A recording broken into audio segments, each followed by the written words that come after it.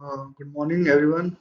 My name is Ashish, and today uh, we have a training over ISO 9001 2015.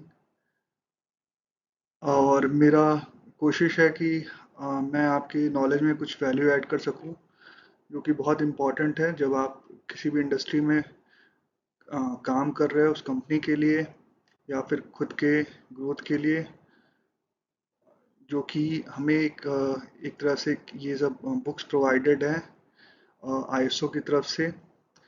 ISO के बारे में आप लोगों अभी आप काम करोगे तो आपको कुछ नॉलेज होगा। इंटरनेशनल ऑर्गेनाइजेशन फॉर स्टैंडर्डाइजेशन, ये एक नॉन गवर्नमेंटल ऑर्गेनाइजेशन है और अराउंड 190 कंट्रीज़ के रिप्रेजेंटेटिव इसमें वर्क करते हैं और साथ में अपने जो भी उनके थिंकिंग है, उनकी एडवाइस है, वो अपना शेयर करते हैं स्टैंडर्ड डेवलप करने के लिए for different industry, different systems and for different kind of products. So हमने अभी तक हमने काम किया होगा ISO 9001 के बारे में। एक हमने जनरली हमें एक सर्टिफिकेट्स देखने को मिलते हैं हम इंडस्ट्री में जब काम करते हैं, तो सारी कंपनीज एक तरह से अपने को कंप्लाई करती हैं ISO 9001 के, उसके बेसिस पे उनको एक सर्टिफिकेशन मिलता है। तो ISO 9001 को जब हम पढ़ेंगे या समझने की कोशिश करेंगे तो उसमें कुछ उसके रिलेवेंट स्टैंडर्ड्स आते हैं जिन वो जो कि बहुत ही ज़रूरी हैं ISO 9001 को समझने से पहले, या फिर हमें मास्टरी करनी है अगर हमें इन डिटेल जानना है ISO 9001 को, तो जो स्टैंडर्ड हमें पता होने चाहिए उनके बाद और उनकी नॉलेज होनी चाहिए। उसमें से सबसे पहला स्टैंडर्ड आता है अपना ISO 9000 और इसका जो करंट वर्जन है वो 2015 का है, जैसा कि आप स्लाइड पे देख सकते हो। ये स्लाइड मैंने जो स्टैंडर्ड है ISO 9000 का करंट वर्जन 2015 का, उसके बेसिस पे बनाई हुई है। आपको समझाने के लिए, आपको कुछ नॉलेज बिल्ड करने के लिए आपके, और आपको मैं होप करता हूँ कि आपको इससे सीखने में आसानी होगी और आप एक बेटर प्रोफेशनल की तरफ वर्क कर पाओगे। ये पहली स्लाइड है अपनी है, तो इसमें मैंने ब्रीफ किया हुआ है। जो ये EQR का आपको लोगो दिख रहा है, ये हमारी कंपनी है एडिसेंट क्वालिटी रजिस्ट्रार। हमने 2014 से काम स्टार्ट किया था वर्ल्ड वाइड। हमने एक अच्छा नाम अपना इसमें रेस किया हुआ है प्रोफेशनल सर्टिफिकेशंस में कंपनीज के। तो शुरू करते हैं आगे हम। और तो पहले जो ISO 9000 है, इसका जो टाइटल है वो है quality management systems fundamentals and vocabulary, जैसा कि आप देख सकते हो यहाँ पे लिखा हुआ है। तो ये फंडामेंटल्स एंड वोकेबलरी बहुत इंपॉर्टेंट है, क्योंकि जब भी हम स्टैंडर्ड्स पढ़ते हैं, आप कोई भी स्टैंडर्ड आगे जब पढ़ोगे, कोई सा भी स्टैंडर्ड होगा आईएसओ का, मैनेजमेंट सिस्टम का, तो उसमें बहुत सारे वर्ड्स आते हैं और जो बेसिक कॉन्सेप्ट्स आते हैं वो हमें कंफ्यूज करते हैं कि स्टैंडर्ड कहना क्या चाह रहा है। हमें यही नहीं समझ में आता है स्टैंडर्ड कहना क्या चाह रहा है या इस वर्ड का क्या मतलब है, मतलब कॉन्टेक्स्ट क्या है इस वर्ड का यहाँ पे यूज़ करने का। तो उन सभी स्टैंडर्ड्स के को समझने के लिए हमें ISO 9001 जो कि स्टैंडर्ड है उसका मतलब ये फंडामेंटल्स एंड वोकेबुलरी की नॉलेज होनी चाहिए। तो हम स्टार्ट करते हैं, ये फर्स्ट पेज है। अब हम नेक्स्ट पेज पे चलते हैं। तो स्कोप जो है जिस स्टैंडर्ड का, उसमें फर्स्ट पॉइंट अपना आता है सस्टेनेबल सक्सेस। तो जो स्टैंडर्ड्स बेसिकली जो स्टैंडर्डाइज फॉर्म है वर्किंग का, उसका यूज़ क्यों हम करते हैं कि हम एक लॉन्ग टर्म गोल की तरह चीज़ों को कर पाए, हमारी कंपनी परफॉर्म कर पाए, या हम एज अ प्रोफेशनल अपनी जॉब में रहें और अपनी मैनेजमेंट को सेटिस्फाई कर पाएँ अपने जॉब डिलीवरी से। तो ये सब चीज़ें एक तरह से सस्टेनेबल सक्सेस की तरफ ही लेके जाती हैं। तो यहाँ पे स्कोप में पहला पॉइंट आता है अपना सस्टेन्ड सक्सेस। तो जब हम इन सारी चीज़ों को समझ लेंगे, हम इनके थ्रू काम करने लगेंगे और इनकी नॉलेज को अपनी डेली एक्टिविटीज़ में कहीं ना कहीं ऐड कर लेंगे, तो हम एक सस्टेन्ड सक्सेस की तरफ आगे बढ़ेंगे, क्योंकि हमारे पास कोई लूप होल नहीं रह जाएगा जो कि हमारे काम में कमी रहेगी या फिर दिखाई नहीं देगी हमें, या हम कहीं पे भी इस तरह का हमारे पास डाउट नहीं अंदर पैदा होगा कि हमारे कोई लूप होल तो नहीं रह गया, या कोई ऐसी चीज़ तो नहीं है जो हम हमारी नॉलेज में नहीं आ पा रही या फिर हम सोच नहीं पा रहे हैं। तो इन स्टैंडर्ड्स को जब हम word to word, line to line जब फॉलो करते हैं, इम्प्लीमेंट करते हैं अपने डेली एक्टिविटीज़ में या फिर पॉलिसी मेकिंग में या फिर वर्किंग में, तो हमारी सस्टेन सक्सेस की जो अ, रास्ता है हमारा, वो कंफर्म होता है कहीं ना कहीं। सेकंड पॉइंट पे आते हैं, ability to consistently provide products and services. Product and services, product and services बहुत इंपॉर्टेंट और बड़ी चीज़ है अपने आप में। जब हम बोलते हैं कि हम ये प्रोडक्ट हमारी कंपनी बनाती है फिर बेचती है, या हम ये सर्विसेज प्रोवाइड करते हैं, तो उसमें बहुत सारी चीज़ें आती हैं। वो प्रोडक्ट आता है, उसके आफ्टर सेल्स आते हैं, क्लाइंट सेटिस्फेक्शन आता है, और उस प्रोडक्ट की क्वालिटी आती है, उसकी अ, उसका जो आपका लॉन्ग टर्म बिजनेस आउटकम है वो उसमें कैलकुलेट होता है। ये सारी चीज़ें जो होती हैं, इसको बोलते हैं ability to consistently provide product and services. तो हमें ये स्टैंडर्ड एबल बनाता है, मतलब हमें इस लायक बनाता है कि हम कंसिस्टेंटली, मान मतलब कि हम जिस भी मैनर में अपनी प्रोडक्ट एंड सर्विसेज दे रहे हैं, उनके साथ साथ जो चीज़ें मैंने अभी आपको बताई, वो सारी चीज़ें हम विद टाइम उसको मैनेज कर पाएंगे सही तरीके से। तो इन स्टैंडर्ड्स को फॉलो करने का ये फ़ायदा रहता है, और अपने उसमें ऐड करने का अपने सिस्टम में। ये सारी चीज़ें ये भी हमें सस्टेन सक्सेस की तरफ लेके जाती है। फिर हम थर्ड पॉइंट पे आते हैं, confidence in their supply chain. देखिए सप्लाई चेन क्या है, आप समझते होंगे। सप्लाई चेन बेसिकली एक सिस्टम है टोटली, जो कि आपकी कंपनी में कुछ पार्ट रहता है जो आप जिसमें आप वर्क करते हो या जो आपके स्कोप में रहता है। कुछ पार्ट आप बाहर से लेते हो, मतलब आपके काम के पहले कुछ जो पोर्शन है बिजनेस का, वो कोई थर्ड पार्टी या कह सकते हैं इंटरेस्टेड पार्टी आपको प्रोवाइड करती होगी, जिसमें आपकी डिपेंडेंसी है उसके ऊपर।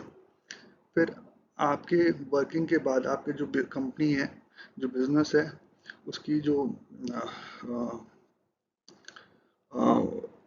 स्कोप ऑफ वर्क है, उसके बाद भी एक स्कोप रहता है आगे, जो कि दूसरी कंपनीज डील करती हैं। जैसे एग्जांपल हम ले सकते हैं कि आप मान लीजिए कि आप कोई प्रोडक्ट बना रहे हो, तो उसमें रॉ मटेरियल की का यूज़ होता है। तो आप हो सकता है रॉ मटेरियल पैकेजिंग प्रोडक्ट्स, वो कहीं आप एक दूसरी कंपनी से ले रहे होगे। तो this are counted as a this is a part of supply chain.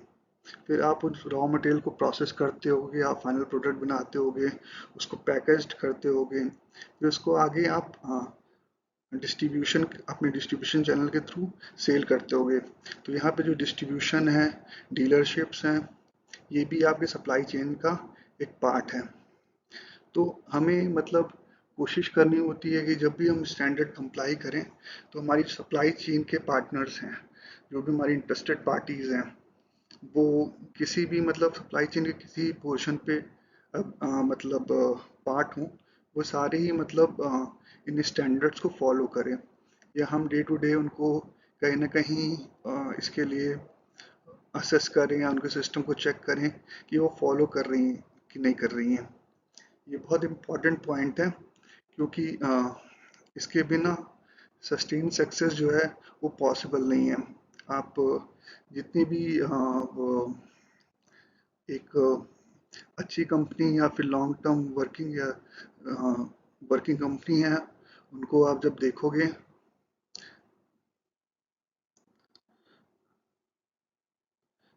सो जो भी लॉन्ग टर्म कंपनीज हैं जो वर्क कर रही हैं, मतलब बहुत सारी कंपनीज है जो 100 ईयर्स 200 ईयर्स से वर्क कर रही है मार्केट में, वो बेसिकली इसी पे उनका जो क्वालिटी है प्रोडक्ट की, या फिर उनकी वर्किंग है, उनका जो कस्टमर का कॉन्फिडेंस लेवल है, उनका रेपुटेशन है, वो सारी चीज़ें मतलब इसी पे डिपेंड करती हैं। तो ये सप्लाई चेन बहुत इंपॉर्टेंट पॉइंट है। तो इसमें कॉन्फिडेंस बिल्डअप होता है इन स्टैंडर्ड्स को इम्प्लीमेंटेशन के थ्रू।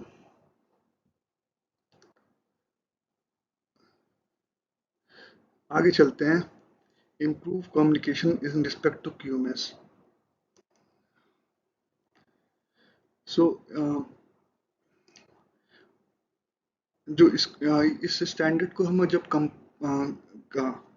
जब इम्प्लीमेंट करते हैं तो इसका एक पार्ट आता है जो कम्युनिकेशन है। बहुत सारे जो गैप्स होते हैं हमारे सिस्टम में, वो ड्यू टू कम्युनिकेशन गैप होते हैं। मतलब हमने अच्छे से अपने जो भी हमारा इन हाउस सिस्टम है, हमारे इन हाउस जो टीम है, हमारे एम्प्लॉयज़ हैं, उसमें भी कभी कम्युनिकेशन गैप होता है हमारे सीनियर लेवल से जूनियर लेवल में, ग्राउंड लेवल स्टाफ्स तक जो होता है कम्युनिकेशन गैप होता है ड्यू टू मेनी रीजंस। मतलब क्योंकि हमें एक कम्युनिकेशन का जो हम जाएंगे तो कम्युनिकेशन में एक जनरल कम्युनिकेशन होता है कि आपने कोई चीज़ बता दी।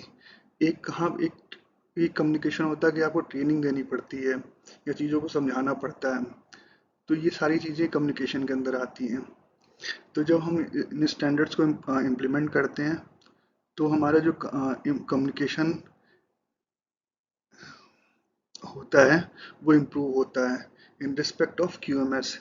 क्यूएमएस क्वालिटी मैनेजमेंट सिस्टम के लिए यूज़ कर रहे हैं यहाँ पे, क्योंकि जो हमारा हम इम्प्लीमेंट करते हैं वो क्यूएमएस करते हैं, मतलब जो आईएसओ 9001 है। और ये स्टैंडर्ड बेसिकली उसका रिलेवेंट स्टैंडर्ड आईएसओ 9000, जो कि उसके फंडामेंटल्स एंड वोकेबुलरी को क्या चीज़ें उसमें यूज़ की गई हैं उसके बारे में हमें नॉलेज देता है। ठीक है, नेक्स्ट पॉइंट पे चलते हैं। Conformity assessment of QMS. So जब हमारा कम्युनिकेशन अच्छा हो जाएगा, हमारी सप्लाई चेन में एक कॉन्फिडेंस बिल्डअप हो जाएगा, हमारी प्रोडक्ट और सर्विसेज में कंसिस्टेंसी आ जाएगी, और हम एक सस्टेनेबल पॉइंट ऑफ व्यू से वर्क करने लगेंगे। तो हमारे अंदर एक जो हमारा क्यूएमएस है, क्वालिटी मैनेजमेंट सिस्टम है, अ, उसकी जो कंफर्मिटी असेसमेंट है वो प्रॉपर हो जाएगी। उसमें जब हम ऑडिट करेंगे तो उसमें जो आउटकम्स आएंगे वो कंफर्मिंग रहेंगे as per the standard and as per the our policy and manuals and procedure we made with respect to the quality management system. Okay, आगे चलते हैं। Advice over the QMS. Advice over the QMS, हम जब इतनी सारी चीज़ें जो ऊपर के पॉइंट्स जब हम फुलफिल करने लगेंगे तो हमारे आउटकम्स निकल के आएंगे कि कहाँ पे हम बेटर कर सकते हैं, या फिर कहाँ पे हमसे कुछ कमियां रह जा रही हैं, या फिर किसी भी चीज़ को अगर हम कुछ उसके तरीके बदलें तो हमारा जो क्यूएमएस है, क्वालिटी मैनेजमेंट सिस्टम है, या फिर हमारा जो सस्टेनेबल वर्किंग है उसमें हम बेटर कर सकते हैं। तो ये सारी चीज़ें हमारी जो काउंट होंगी वो एज एडवाइस काउंट होंगी for quality management system. Okay, आगे चलते हैं। नेक्स्ट पॉइंट है डेवलपर ऑफ रिलेटेड स्टैंडर्ड्स। सो जब हम इतनी सारी चीज़ें करने लगते हैं तो ये सारी जो पॉइंट्स हैं हमें एक आइडिया देता है। जब हम एक अच्छे एक्सपीरियंस्ड प्रोफेशनल बन जाते हैं विद टाइम, लॉन्ग समय तक वर्क करने की वजह से, तो हमारे पास एक नॉलेज हो जाती है। तो उस वो नॉलेज कहाँ पे यूज़ होती है, जब हम आगे कहीं पे कोई स्टैंडर्ड डेवलप कर रहा है तो उसमें एक जेनरिक ऑर्गेनाइजेशन जैसे आईएसओ है या फिर अदर ऑर्गेनाइजेशंस भी हैं स्टैंडर्ड बनाने की, वो जनरल पब्लिक से भी या एक्सपर्ट से भी कुछ मतलब अब उनकी एडवाइस मांगती है किसी सब्जेक्ट मैटर पे, तो उन स्टैंडर्ड्स पे भी हम हेल्प कर सकते हैं। तो वहाँ पे ये पॉइंट कवर होता है अपना developers of related standards. Okay, next slide पे चलते हैं अपन।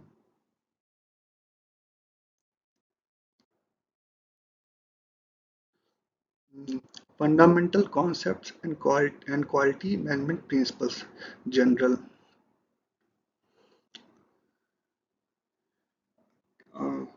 Characterized by accelerated change, globalization of market, and emergence of knowledge. So, fundamental concepts and quality management principles general। ठीक है, तो जैसा कि आपको सेंटेंस से समझ में आ रहा है कि इसमें डिफाइन किया गया fundamental concept and quality management principles के बारे में, और उनका जनरल एक ब्रीफ दिया गया है इस स्लाइड के से। तो पहला पॉइंट अपना कैरेक्टराइज बाय एसिलेटेड चेंजेस। सो जो अपने प्रिंसिपल्स हैं या फिर फंडामेंटल कॉन्सेप्ट हैं, इसको हमें इन कॉन्टेक्स्ट देखना पड़ेगा हमेशा हमारे मैनेजमेंट सिस्टम के। जो हम एक कंपनी को मैनेज कर रहे हैं उसका एक मैनेजमेंट सिस्टम है, उसके रिस्पेक्ट में हमें इसको देखना पड़ेगा। ठीक है, तो जो एसिलेटेड चेंजेस का यहाँ पे कहने का मतलब है कि जैसे कि हम वर्क कर रहे हैं, चीज़ें मतलब डे टू डे अपडेट होती जाती हैं। आज की डेट में आप देखोगे जो टेक्नोलॉजीज थी पहले वो डे टू डे चेंज हो रही है। आप कोई मशीन यूज़ कर रहे हो, वो मशीन चेंज हो जाती है। या फिर आप वे ऑफ कम्युनिकेशन देख रहे हो, पिछले बहुत सालों में चेंज हो गया है, मशीनरी बहुत चेंज हो गई है, टेक्नोलॉजी बहुत चेंज हो गई है, नॉलेज लोगों की बहुत चेंज हो गई है। ये सारी चीज़ें एक्सेलरेटेड चेंज में काउंट होती हैं। तो ये जो अपना फंडामेंटल कॉन्सेप्ट है और क्वालिटी मैनेजमेंट सिस्टम है, वो कैरेक्टराइज होते हैं बाय एक्सेलरेटेड चेंजेस। आप यहाँ पे इस चीज़ को समझ सकते हो इस तरह से। सेकंड है ग्लोबलाइजेशन ऑफ मार्केट। पहले जैसे कि हमारा जो कुछ प्रोडक्ट्स हैं जो पहले कुछ एक छोटे मार्केट में बिकते हैं, धीरे धीरे की उनकी नीड समझ में आती है लोगों को, फिर वो बड़े मार्केट में या फिर इंटरनेशनल मार्केट में जाता है। तो इसको कहते हैं ग्लोबलाइजेशन ऑफ मार्केट। तो हमारे जो फंडामेंटल कॉन्सेप्ट्स हैं या और क्वालिटी मैनेजमेंट प्रिंसिपल हैं, वो ये ग्लोबलाइजेशन जो है इन पे बहुत इम्पोर्टेंट असर डालता है। तो हमें इस पॉइंट ऑफ व्यू से भी चीज़ों को सोचना है और करना है। और उसके बाद है एमरजेंस ऑफ नॉलेज। नॉलेज जो है वो बहुत इम्पोर्टेंट चीज़ है, क्योंकि बिना नॉलेज के आप ना अपने सिस्टम को किसी तरह से अपडेट नहीं कर सकते हो। आपको अपने सिस्टम को चेंज करने के लिए नॉलेज बिल्ड करनी पड़ेगी, वो विथ रिस्पेक्ट टू इंडस्ट्री हो, विथ रिस्पेक्ट टू एग्जीक्यूशन हो, with respect to human resource हो, मशीनरी हो, डिलीवरी हो। तो इमरजेंस ऑफ नॉलेज इस तरह से बहुत इंपॉर्टेंट रोल प्ले करता है in respect to fundamental concept of and quality management system. ठीक है, नेक्स्ट पॉइंट पे आते हैं अपना quality extends beyond customer satisfaction. So जब भी आप वो मतलब एक प्रोडक्ट बनाते हो या फिर एक सर्विसेज देते हो, तो जो कस्टमर सेटिस्फैक्शन है उसका जो उसके बारे में जो आप सोचना होता है, वो एक जो मैनेजमेंट की कोर टीम होती है जो डिसाइड करती है कि मतलब मेरा प्रोडक्ट कैसा होगा, what are the quality requirements, what are the quality level we are going to provide. ये डिसाइड करना बहुत इम्पोर्टेंट है। यहाँ पे इस स्टैंडर्ड में यूज़ किया गया है quality extends beyond customer satisfaction.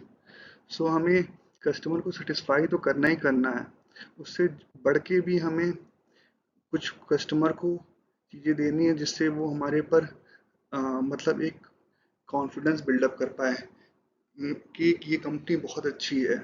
मतलब अ, कि जो हमारी जो लेवल है सेटिस्फेक्शन का उससे भी आगे जाके हमारी एक्सपेक्टेशन से भी आगे जाके ये मतलब हमें चीज़ें करके दे रही है। तो हमारे उस पॉइंट ऑफ व्यू से हमें काम करना है, सोचना है और अपने कस्टमर को चीज़ें, अपने प्रोडक्ट और सर्विसेज देने हैं। तो इस पॉइंट ऑफ व्यू से हमेशा काम करना है सोच के। हम जब प्रोडक्ट और सर्विसेज को अपने डिज़ाइन करें, डेवलप करें, तो इन चीज़ों का इम्पोर्टेंस बहुत ज़्यादा है, क्योंकि एट द लास्ट मतलब जो कस्टमर होते हैं वही लॉन्ग टर्म में बिजनेस को ग्रो कराते हैं, या फिर जो हमारा सस्टेनेबल सक्सेस है टोटली इस पे डिपेंड करता है कस्टमर्स के ऊपर। तो ये बहुत इंपॉर्टेंट पॉइंट है। आपको जब भी डिसाइड करना हो, सोचना हो, ये चीज़ें मतलब आप सोचिए और इसको बेटर करने की कोशिश करिए। नेक्स्ट पॉइंट पे चलते हैं, better educated society and more demanding. So पहले देखिए, अब जो लोग थे हमारे, जो कस्टमर्स थे या फिर जो जनरल पब्लिक थी, जो भी प्रोडक्ट और सर्विसेज यूज़ करती थी, उनकी नॉलेज लिमिटेड थी। ठीक है, लेकिन डे टू जैसे जैसे आपका इंफॉर्मेशन टेक्नोलॉजी में एक बूम आया, इंटरनेट मीडिया आया, तो जो नॉलेज है वो धीरे धीरे बहुत बढ़ी। ईज ऑफ गेनिंग नॉलेज भी बहुत बढ़ा, due to soft versions of books, soft format of knowledge and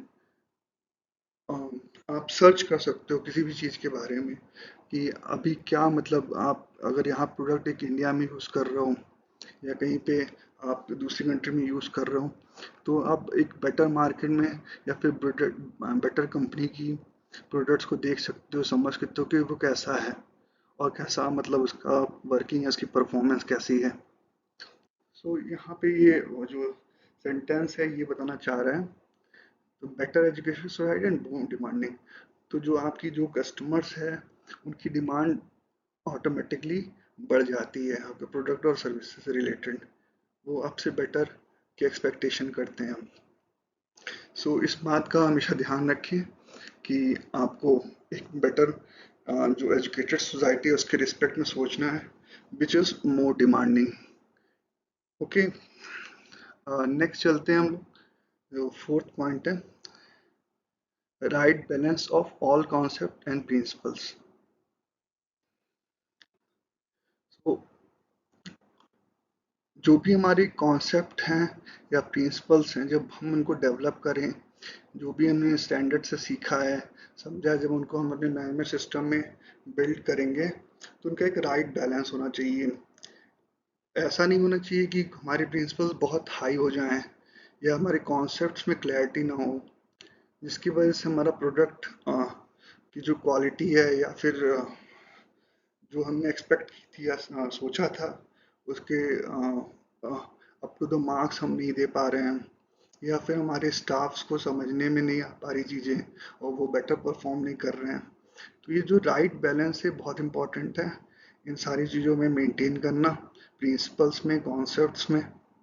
ठीक है, जो कि आप विथ रिस्पेक्ट टू अपने management system, in respect to these standards आप डेवलप करोगे या फिर समझ के बनाओगे, तो ये बहुत इम्पोर्टेंट है कि उनका एक राइट बैलेंस हो, तभी जाके एक बेटर आप प्रोडक्टिविटी और एक एफिशिएंट इफेक्टिव सिस्टम बना पाओगे, डिलीवर कर पाओगे।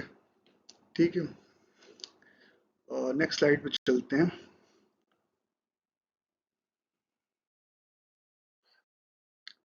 Fundamental concepts, quality. तो ये पहला पॉइंट है फंडामेंटल कॉन्सेप्ट्स का, क्वालिटी। इसका फर्स्ट पॉइंट है, quality reflects in behaviour, attitude, activities and processes.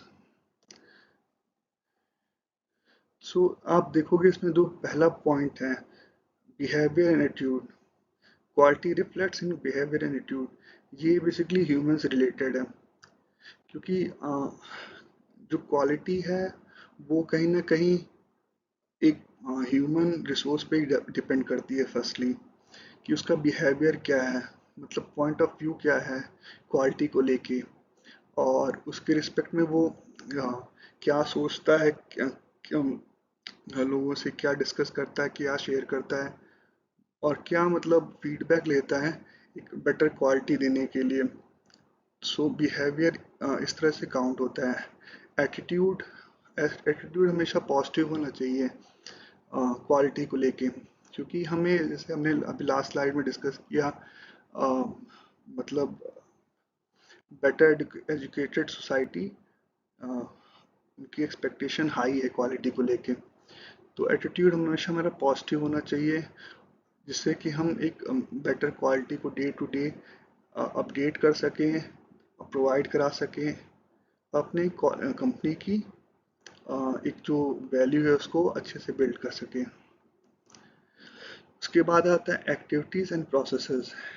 Activities and processes में है कि हम एक्टिविटीज़ किस तरह से कर रहे हैं, मतलब हमारा जो सिस्टम है उसकी जो एक्टिविटीज़ हैं, जैसे कि आप एक एग्जांपल लें। एक्टिविटीज़ जैसे मैं एग्जांपल लेता हूँ, एक बैंक है, उसमें मतलब आपके एक वर्किंग आवर्स रहते हैं, एक फिक्स वर्किंग आवर्स है, ठीक है। उसमें आप जब कस्टमर को फेस करते हैं एक एम्प्लॉय, तो उस टाइम पे वो एक एक्टिविटी के काउंट होती है। तो उस एक्टिविटी में जैसे हमें ध्यान देना है कि कस्टमर्स की नीड समझें और उसको उसके अकॉर्डिंग वर्क को एग्जीक्यूट करें। तो ये वर्क कितना स्मूथ हो सकता है, कितना हेल्पिंग नेचर में हो सकता है, इस तरह से हमें इस चीज़ को देखना है। तो ये एक्टिविटी इस तरह से काउंट होती है, ठीक है। और अगर हम किसी प्रोडक्शन सिस्टम की बात करें, मैन्युफैक्चरिंग की बात करें, तो उसमें एक्टिविटीज़ बहुत इंपॉर्टेंट होती है कि हम किसी एक्टिविटी को कैसे स्टार्ट कर रहे हैं। हमारी एक्टिविटी है, अगर हम एक मशीन स्टार्ट करना है तो हमें उसके मैनुअल की एक बेसिक नॉलेज होनी चाहिए, जो कि हम डे टू डे एक उसको स्टडी करें। हमारे उसके मैनुअल्स रहते हैं मशीन के, उसको हम एक गो थ्रू हो लें सुबह करने से, do don'ts, what are the risks associated, what are the critical activities associated with the machine। तो इन सारी चीज़ों को जब हम अपने डे टू डे लाइफ में ढालते हैं तो वो एक्टिविटीज़ में क्वालिटी इंप्रूव करती है। तो ये इस तरह से चीज़ें हैं। फोर्थ है प्रोसेसेस में।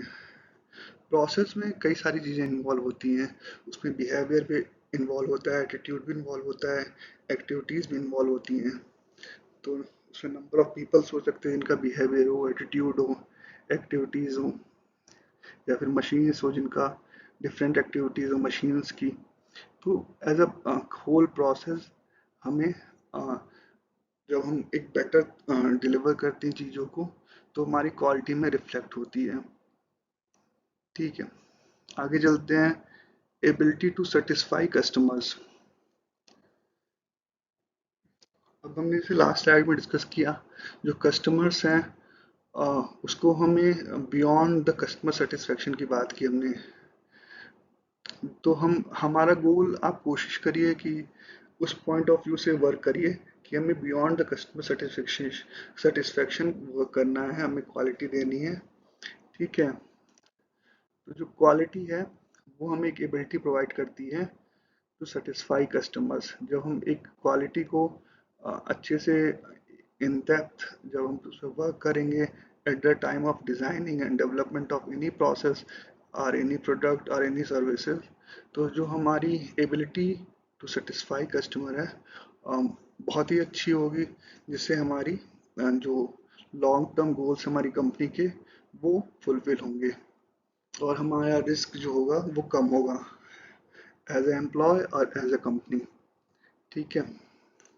नेक्स्ट चलते हैं, intended function, performance, perceived value and benefit.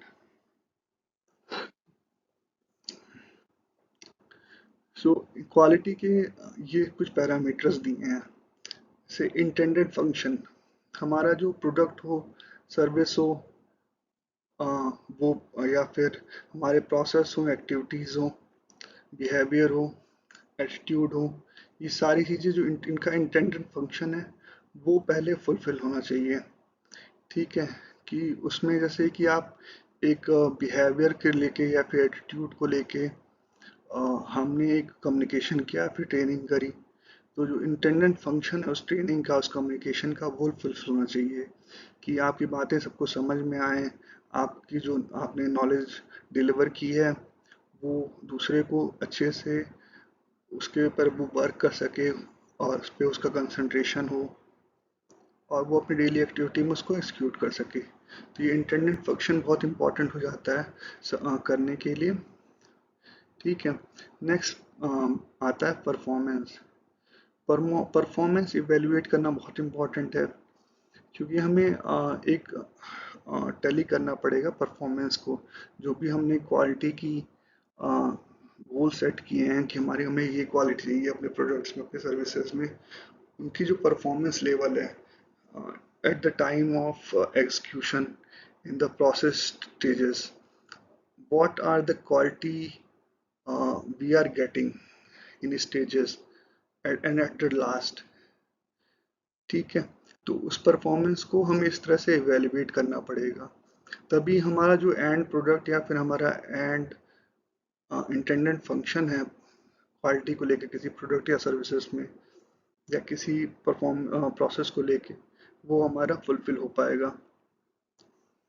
फिर नेक्स्ट पॉइंट अपना परसीव्ड वैल्यू। परसीव्ड वैल्यू यहाँ पे ये है कि हमने सीखा क्या है, मतलब इतनी सारी चीज़ें जो हमने डिस्कस की, हमने इंटेंडेड फंक्शन समझ लिया, परफॉर्मेंस समझ लिया, हमने बिहेवियर समझ लिया, एटीट्यूड समझ लिया, एक्टिविटी समझ ली, प्रोसेस समझ लिया, एबिलिटी टू सेटिस्फाई कस्टमर समझ लिया। तो इसमें से जो वैल्यू हमारी बिल्ड हुई, मतलब हम इसमें वैल्यू क्या ऐड कर सकते हैं टोटली, हमें जो हमारा एडवांटेज है उस चीज़ को हमें आइडेंटिफाई करना पड़ेगा, उसको मतलब वो एज अ वैल्यू काउंट होगी in the further enhancing the quality. ठीक है। और यही वैल्यू एज अ बेनिफिट भी काउंट होगी। ठीक है। नेक्स्ट स्लाइड पे चलते हैं। Fundamental concept quality management system. सो फंडामेंटल कॉन्सेप्ट्स का नेक्स्ट पॉइंट है क्वालिटी मैनेजमेंट सिस्टम। सो इसमें जो क्वालिटी मैनेजमेंट सिस्टम है, देखिए मैनेजमेंट सिस्टम सारी कंपनीज में होता है, तो लेकिन हमें जो इन स्टैंडर्ड्स के थ्रू जो हमें करना क्या है कि हमने मैनेजमेंट सिस्टम को क्वालिटी मैनेजमेंट सिस्टम बनाना है। ठीक है। हाँ, तभी इन स्टैंडर्ड्स का एक यूज़ है और हमारा एक बेनिफिट है किसी के लिए भी जो भी इन्वॉल्व है किसी ऑर्गेनाइजेशन में वर्क करने से। और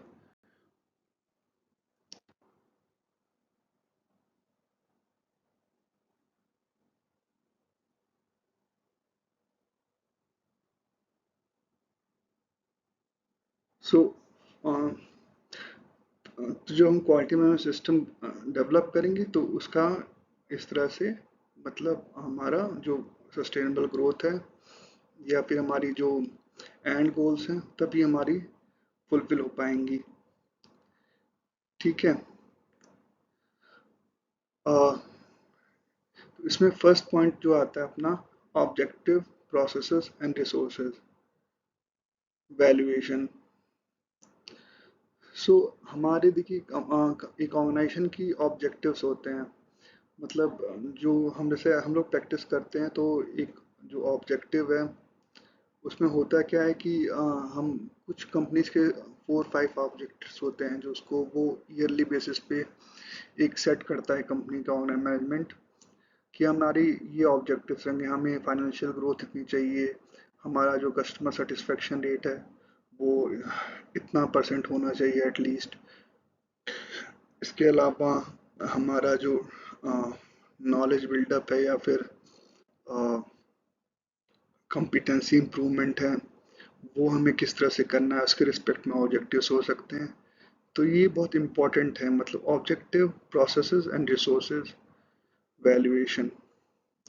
सो सेकंड पॉइंट है जो प्रोसेसेस है, इसको हम वैल्यूएशन के पॉइंट ऑफ व्यू से देखेंगे कि हमारा जो ऑब्जेक्टिव है उसकी जो वैल्यू होनी चाहिए, वैल्यूएशन होना चाहिए, वो हमें करना पड़ेगा in at the time of as a concept quality management system. जो प्रोसेस है उसका वैल्यूएशन प्रोसेस में मैन इन्वॉल्व होते हैं, मशीन्स इन्वॉल्व होती हैं, नंबर ऑफ पीपल इन्वॉल्व होते हैं। तो उस प्रोसेस का एवेल्युएशन कि वो प्रोसेस कितना एफिशिएंट है, कितना इफेक्टिव है, और हमारा कहाँ तक हम उसको बेटर कर सकते हैं, या फिर हमारा जो आउटकम है उसमें हम फीडबैक ले सकते हैं कि कहाँ पे ये इम्प्रूव कर सकते हैं। जो उसमें लोग इन्वॉल्व हैं, या फिर मशीन की परफॉर्मेंस से हम कुछ आइडेंटिफाई कर सकते हैं। तो वहाँ पे उसको हम एज अ फीडबैक हम यूज़ करेंगे प्रोसेस इम्प्रूवमेंट में। रिसोर्सेज, फिर इसी में आता है जब हम प्रोसेस पे इतना वर्क कर लेंगे तो फिर हमारा जो नया नेक्स्ट पॉइंट आएगा रिसोर्सेज का। तो कभी कभी होता है जब हम प्रोसेस पे इतना वैल्यूएशन उसकी कर लेंगे तो हमको ये समझ में आएगा कि जो रिसोर्सेज हैं वो कहाँ पे कितना यूज़ हो रहा है, या फिर कहाँ पे किसकी कितनी ज़रूरत है। कहीं पे हम ओवर एक्सपेंडिचर तो नहीं कर रहे हैं मैन की या मशीन की, या फिर किसी भी रॉ मटेरियल हो सकता है उसमें, रिसोर्स में उसकी कहीं पे हम ओवर एक्सपेंडिचर तो नहीं कर रहे हैं। तो इस तरह से हम वैल्यूएशन करना बहुत इंपॉर्टेंट है क्वालिटी मैनेजमेंट सिस्टम में। हाँ, नेक्स्ट पॉइंट है अपना interacting processes and resources management. So इसमें कहते हैं कि मतलब एज अ सिस्टम, जब एज अ कंपनी आप वर्क करते हो तो नंबर ऑफ प्रोसेसेस हो सकते हैं उसमें, और होते ही हैं। जो छोटी ऑर्गेनाइजेशंस होती है इसमें जो प्रोसेसेस होते हैं वो कुछ कम हो सकते हैं। जो बड़ी ऑर्गेनाइजेशंस हैं उसमें नंबर ऑफ प्रोसेस बहुत सारे हो सकते हैं, और इसी तरह से रिसोर्सेज में कुछ में कम हो सकते हैं, कुछ में बहुत सारे हो सकते हैं। तो उनका जो मैनेजमेंट है वो एक मैट्रिक्स है टोटली। अगर उसको जितना अच्छे से आप मैनेज करोगे आपका क्वालिटी मैनेजमेंट सिस्टम उतना इफ़िशिएंट और इफ़ेक्टिव बनेगा। तो इस तरह से इसकी इम्पोर्टेंस आती है। और सारे प्रोसेसेस जो होते हैं वो इंटरेक्ट करते हैं कि आपने वन पहला मतलब फॉर एग्जांपल आपने वन प्रोसेस किया, फिर वन प्रोसेस से आपका टू सेकंड प्रोसेस पे जाना है, थर्ड प्रोसेस पे जाना है, फिर फोर्थ प्रोसेस पे जाना है। तो वन से टू रिलेटेड है, फिर टू से थ्री, थ्री से फोर, फोर से फाइव, इस तरह से ये इंटरेक्ट करती हैं। तो हमें प्रोसेस तो वैल्यूएट करना ही है, मतलब वैल्यूएशन का करना ही है, लेकिन उसके साथ साथ जो इनका इंटरेक्शन है प्रोसेस का उसका भी मैनेजमेंट एक प्रॉपर हो, और उसमें रिसोर्सेज जो यूज़ हो रहे हैं उनका मैनेजमेंट प्रॉपर हो, इसका भी ध्यान रखना है। ठीक है, इसके बिना हमारा जो एंड गोल है वो फुलफिल नहीं हो पाएगा। फिर हम नेक्स्ट पॉइंट पे चलते हैं, long and short term resource optimisation.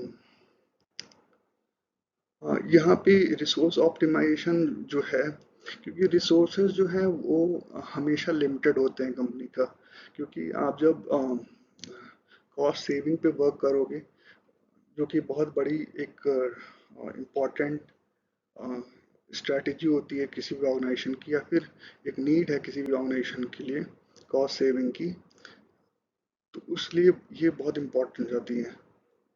तो हमें एक short term point of view से, एक long term point of view से जो रिसोर्स है उसके ऑप्टिमाइजेशन पे वर्क करना पड़ेगा।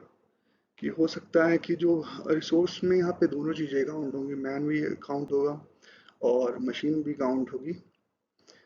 होता क्या है कि जैसे आपका कोई स्टाफ है, उसका कहीं किसी प्रोसेस में या फिर किसी वर्क में थोड़ी देर का काम है, हो सकता है उसका 1 घंटे का काम हो या 1.5 घंटे का काम हो, लेकिन आप वहाँ पे उसको 3 या 4 घंटे या 5 घंटे के लिए आप अलॉट करके रख रहे हो, आप पूरे दिन के लिए अलॉट कर रहे हो। तो वहाँ पे हमें ये सोचना पड़ेगा कि हम उसका ऑप्टिमाइजेशन कैसे कर सकते हैं, शॉर्ट टर्म में या फिर लॉन्ग टर्म में। इसी तरह से एक मशीन है, मतलब हो सकता है वो कई सारे काम में आ सकती है, कई सारे तरह का प्रोडक्ट बना सकती है, सर्विस मतलब प्रोवाइड कर सकती है। तो उसका भी हमें लॉन्ग टर्म और शॉर्ट टर्म में कैसे उसको ऑप्टिमाइज कर सकते हैं, उसके वर्किंग को और उसके आउटपुट को, वो हमें हमेशा ध्यान रखना पड़ेगा। नेक्स्ट पॉइंट पे आते हैं, रिस्क एसोसिएटेड आइडेंटिफिकेशन। सो जो ये वैल्यूएशन है, मैनेजमेंट है, ऑप्टिमाइजेशन है, अगर ये प्रॉपरली नहीं हो पा रहे हैं तो हमारे कहीं ना कहीं एक रिस्क एसोसिएटेड है। वो किसी भी रिस्पेक्ट में हो सकता है, ऑब्जेक्टिव रिस्पेक्ट में हो सकता है, प्रोसेस रिस्पेक्ट में हो सकता है, रिसोर्सेज रिस्पेक्ट में हो सकता है, या फिर जो मैनेजमेंट है उनका ऑप्टिमाइजेशन है उसके रिस्पेक्ट में हो सकता है। तो ये जो ऊपर के तीनों पॉइंट्स हैं हमने जो डिस्कस किए, तो ये हमें इस पॉइंट ऑफ व्यू से हमेशा लेके चलना है कि अगर इसमें कमियां रह जा रही हैं तो it will generate a risk for a company और a process to reach its end goal. Okay, so हमें इस तरह से इन चीज़ों को लेके चलना है। नेक्स्ट स्लाइड पर हम लोग चलते हैं।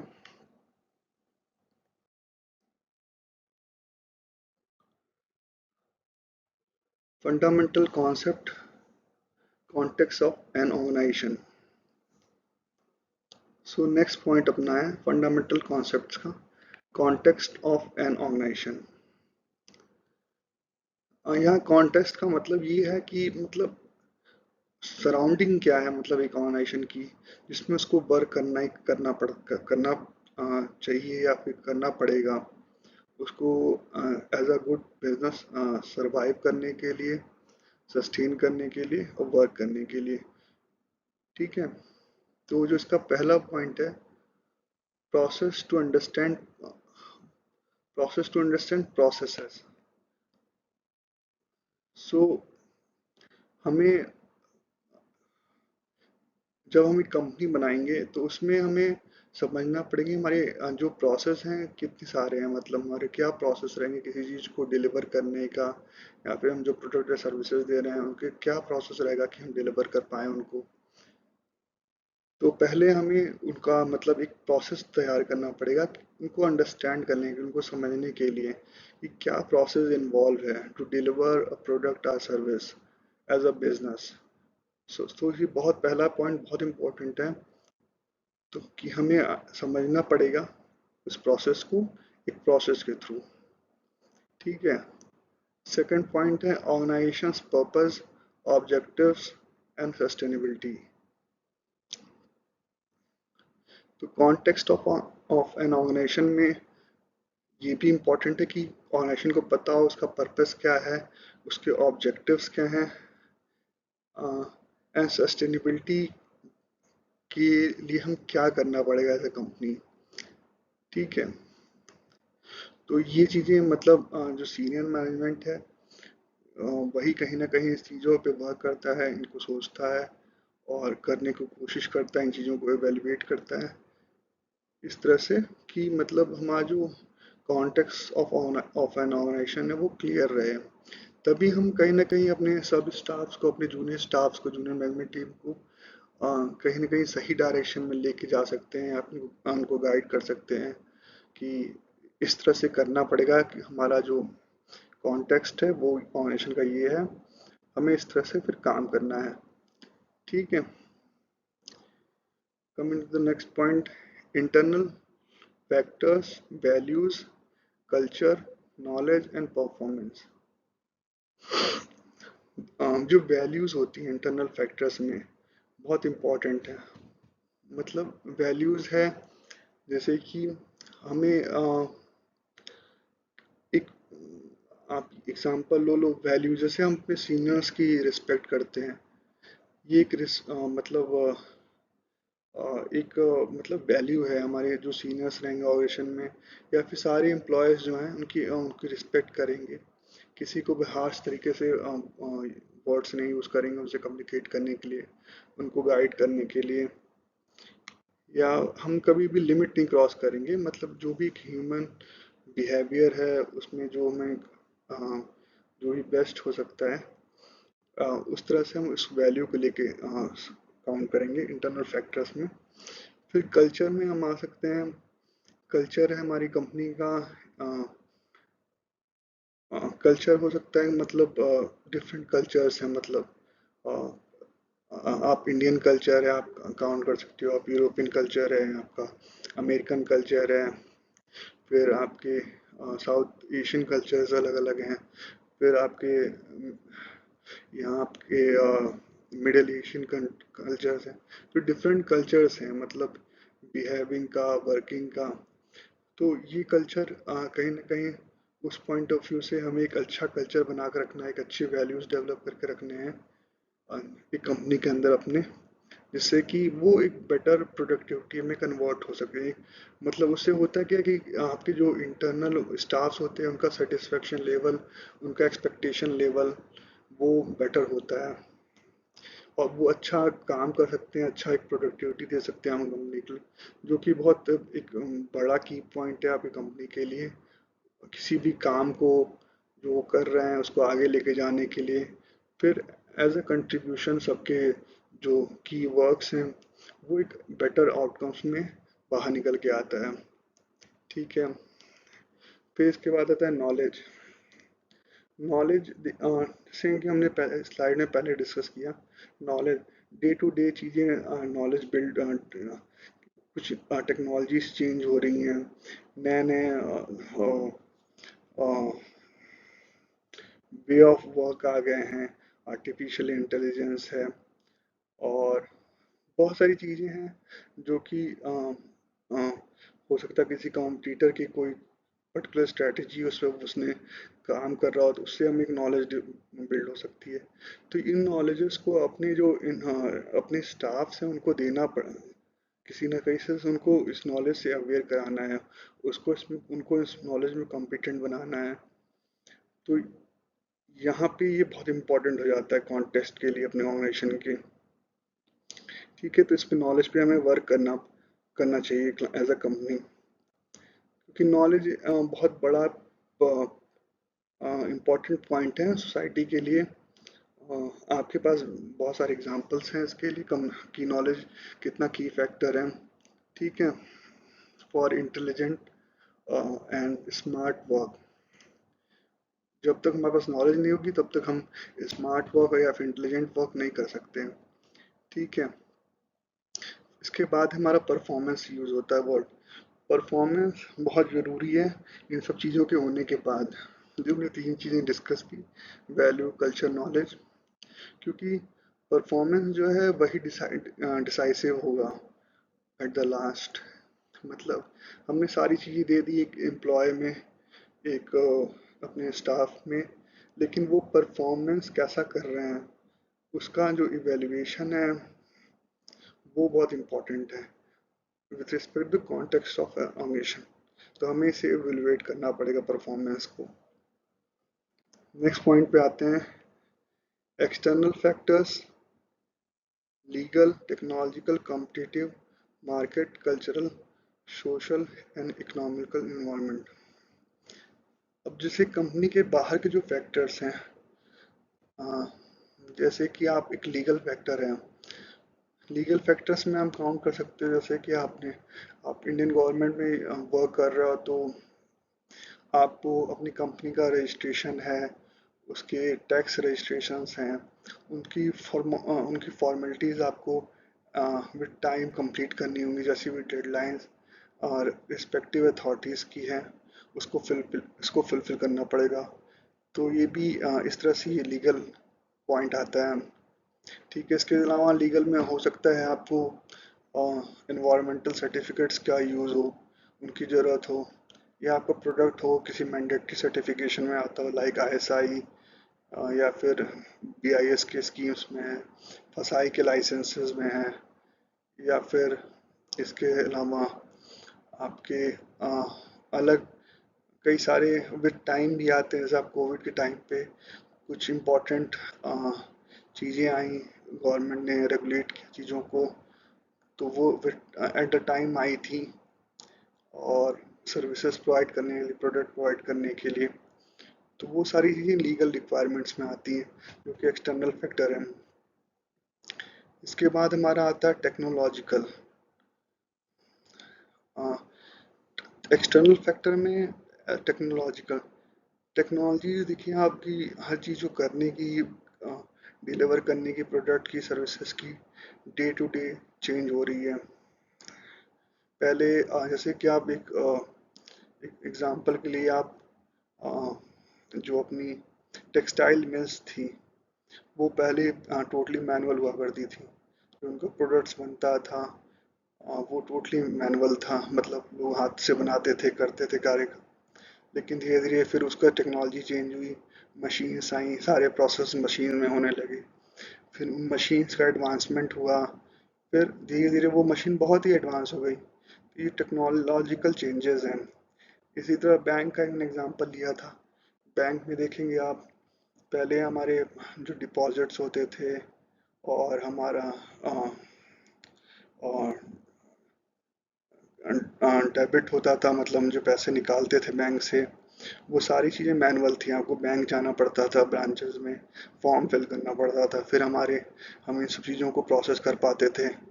लेकिन अब चीज़ें चेंज हुई, हम आज की डेट में डिजिटल ट्रांजेक्शन्स करते हैं, कार्ड का यूज़ कर रहे हैं, यूपीआई का यूज़ कर रहे हैं, ठीक है, स्कैनर्स का यूज़ कर रहे हैं।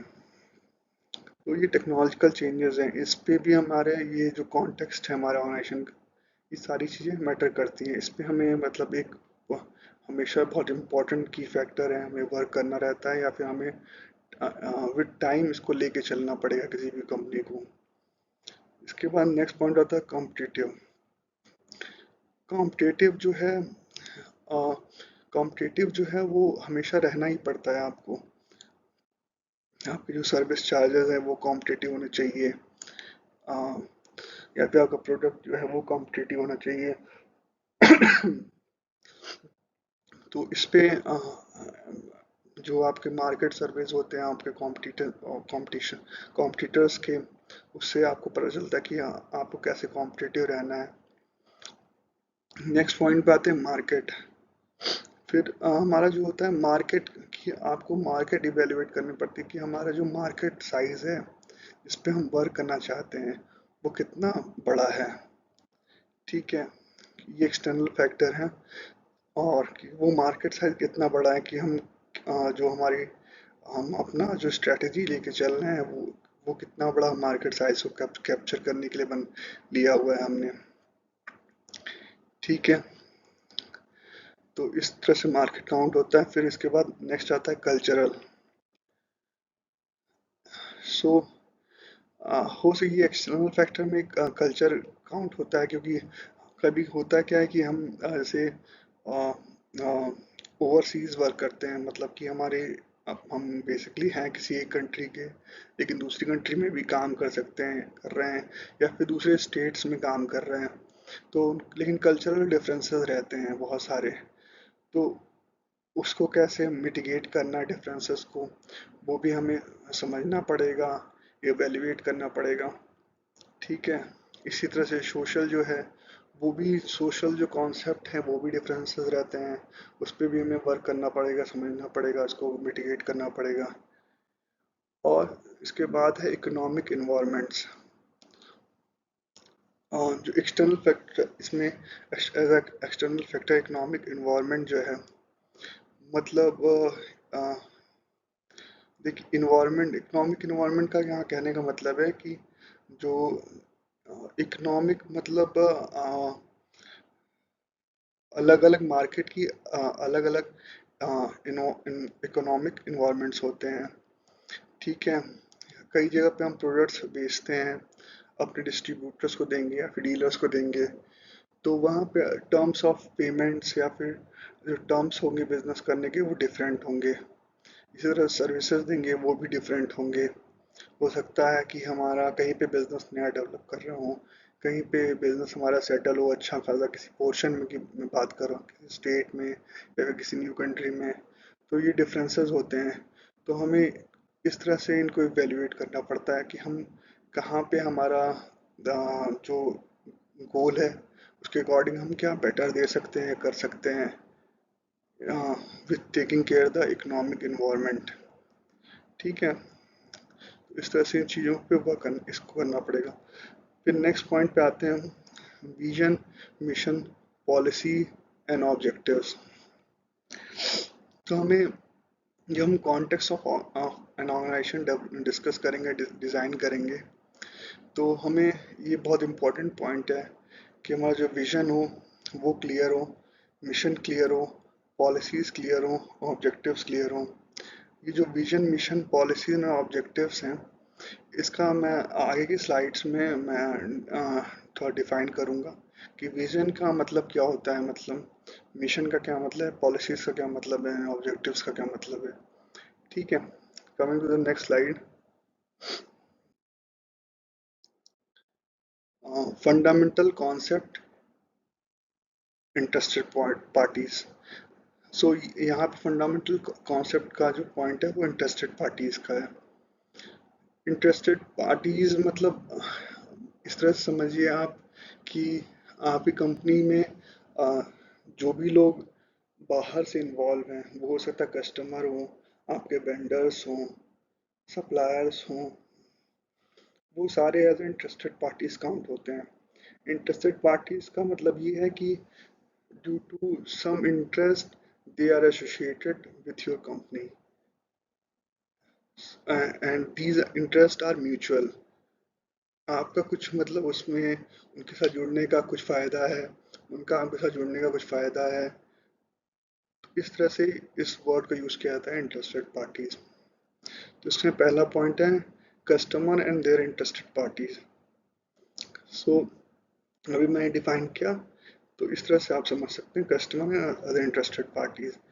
ठीक है, तो जो भी मतलब आपका एक इन हाउस है, आपका एक मतलब आप एक समझ लो एक आपका बिजनेस जो है एक रूम है। ठीक है, उस रूम में जो भी अंदर काम हो रहा है वो सब आपका इन हाउस है। उसमें जो भी लोग अंदर काम करें, जो भी चीज़ें हो रही हैं वो आपका इन हाउस है। जो भी उस कमरे के बाहर से चीज़ें आप ले रहे हो या किसी को इन्वॉल्व कर रहे हो किसी चीज़ के लिए, किसी वर्क के लिए ले रहे हो या फिर दे रहे हो, तो वो चीज़ें जो ऐसा इंटरेस्टेड पार्टीज में काउंट होंगी। Some some someone is interested to give you some services or some products, or uh, he is interested to take something from your company as a product, as a services. He is interested in distributing and dealing in your product in further sales. इस तरह से interested parties count होती हैं। फिर next पे आते हैं significant risk to organization sustainability. इस पॉइंट को कहने का मतलब ये है यहाँ पे, क्योंकि देखिए आप अगर आपका कोई रॉ मटेरियल सप्लायर है, आपका वेंडर है, वो आपको raw material time to time नहीं दे पा रहा है, या फिर उसके यहाँ कुछ मतलब कोई बड़ा नेचुरल डिजास्टर हो जा रहा है, या फिर कुछ due to some reason he is not able to provide you your raw material, then it will directly affect your business and it will create a risk for your organizational sustainability. सो हमें हमेशा मतलब जो भी हमारे interested parties हों उसमें एक variation हमें फाइंड आउट करके रखना पड़ता है कि हमेशा हम सोच के रखें, इवेल्युएट करके रखें कि in case in any problem stage what we can do and what alternatives we have to mitigate such risk. ठीक है, नेक्स्ट पॉइंट पे आते हैं attract, capture and create the support.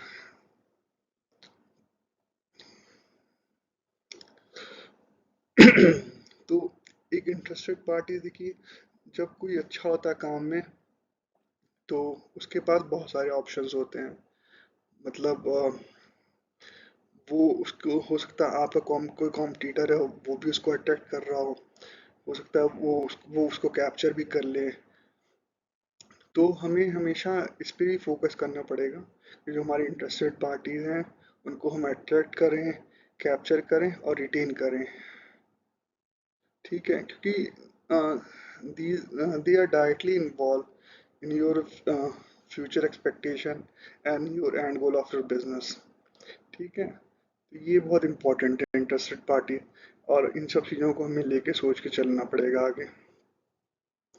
ठीक है, coming to the next slide.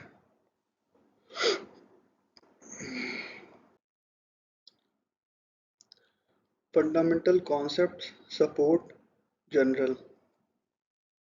तो ये next अपना पॉइंट है फंडामेंटल कॉन्सेप्ट का, सपोर्ट का जनरल पॉइंट है। हमें किसी बिजनेस को वर्क करने में क्या सपोर्ट की ज़रूरत होती है, इससे हम ये समझने की कोशिश करेंगे स्लाइड से। तो हमारा जो पहला पॉइंट है वो है क्यूएमएस रिसोर्सेज। ठीक है, क्यूएमएस रिसोर्सेज का मतलब है कि हमारा जो हमारा क्वालिटी मैनेजमेंट सिस्टम है या फिर मैनेजमेंट सिस्टम है, जो उसके रिसोर्सेज हैं वो एज अ सपोर्ट काम करेंगे आपका। मतलब कि हमारे जो कि जैसे हम क्यूएमएस हमारा हमें इवेलुएट करना है क्योंकि हमारा सस्टेनेबल ग्रोथ उसके थ्रू होके जाता है। तो हमें हमेशा ये सोच के चलना पड़ेगा कि जो क्यूएमएस रिसोर्सेज हैं वो एज अ सपोर्ट वर्क कर रहे हैं। ठीक है, और इसके बाद जब नेक्स्ट पॉइंट पाते हैं, जो प्रोसेसेस हैं वो एज अ सपोर्ट काम करती हैं क्यूएमएस की, या फिर हमारे डिसीजन मेकिंग में, आगे हमारे वैल्यूएशन में। और उसके रिजल्ट्स जो हैं प्रोसेसेस के, वो हमारा एज अ आउटकम वर्क करते हैं हमारे डिसीजन मेकिंग में। हमारे जो आगे फर्दर हमारे डिसीजन मेकिंग होंगे किसी उसको इम्प्रूव करने के पॉइंट ऑफ व्यू से, किसी प्रोसेस को या सिस्टम को, तो इस तरह से प्रोसेस और रिजल्ट्स वर्क करेंगे। ठीक है, फिर इसके बाद होता है risk and opportunity. Risk and opportunity as a support process work करते हैं। तो यहाँ सपोर्ट का इस तरह से देखना है कि जैसे हमारा एक सिस्टम है जिसको हम बोल रहे हैं क्वालिटी मैनेजमेंट सिस्टम, तो उसमें सपोर्टिव चीज़ें क्या क्या हैं। तो हमारी रिस्क एंड अपॉर्चुनिटीज़ कहाँ से निकल के आएंगी, जैसे हमने अभी पहले की स्लाइड्स में डिस्कस किया कि हमारे रिस्क कहाँ कहाँ एवेलुएटेड है। और रिस्क एंड अपॉर्चुनिटीज़ को हमेशा सिक्के की दो पहलू की तरह देखिएगा। जो मैं अपने इतने साल के वर्किंग में 2014 से मैं वर्क कर रहा हूँ, 11 ईयर्स से इस फील्ड में हूँ, मतलब हाँ। तो मैंने जो समझा है, तो ये है कि जो रिस्क एंड अपॉर्चुनिटीज़ हैं वो सिक्के के दो पहलू हैं।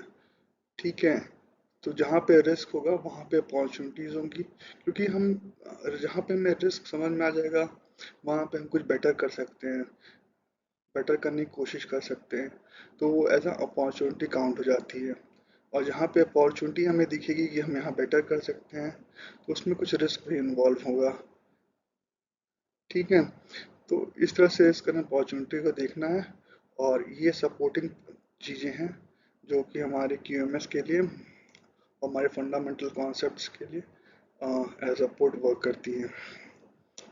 एक्शंस जो वह हमारी जो भी आइडेंटिफाई की हमने रिस्क अपॉर्चुनिटीज़ जो, और या फिर प्रोसेस के रिजल्ट से हमारे रिस्क एंड अपॉर्चुनिटीज़ निकल के आए। ठीक है, फिर क्यूएमएस रिसोर्सेज की वजह से जो हमारे रिस्क एंड अपॉर्चुनिटीज़ निकल के आए, उस पर हम एक्शन क्या ले रहे हैं। ठीक है, एक्शन दो तरह की क्यूएमएस से बात होती है, corrective actions and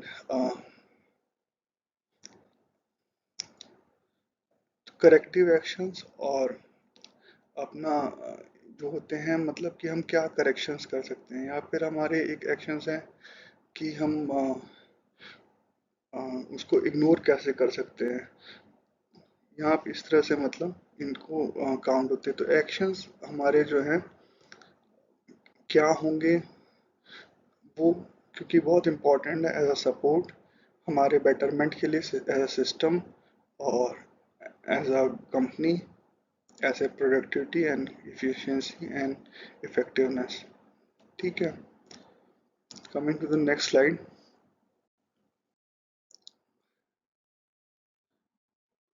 fundamental fundamental concepts, people, competence, awareness, communication.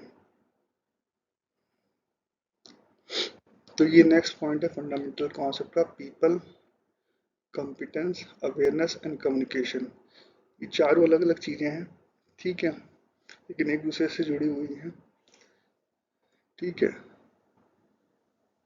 तो पीपल के बारे में पहला पॉइंट है people behaviour, engagement and alignment for common goal.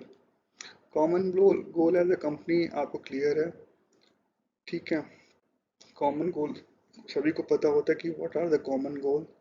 ठीक है, कॉमन गोल्स जो हमारे हैं वो ऑब्जेक्टिव से निकल के आते हैं, की परफॉर्मेंस इंडिकेटर से निकल के आते हैं। ठीक है, और तो हमें जो पीपल का बिहेवियर है वो हमें अप टू द मार्क रखना पड़ेगा उसको अचीव करने के लिए।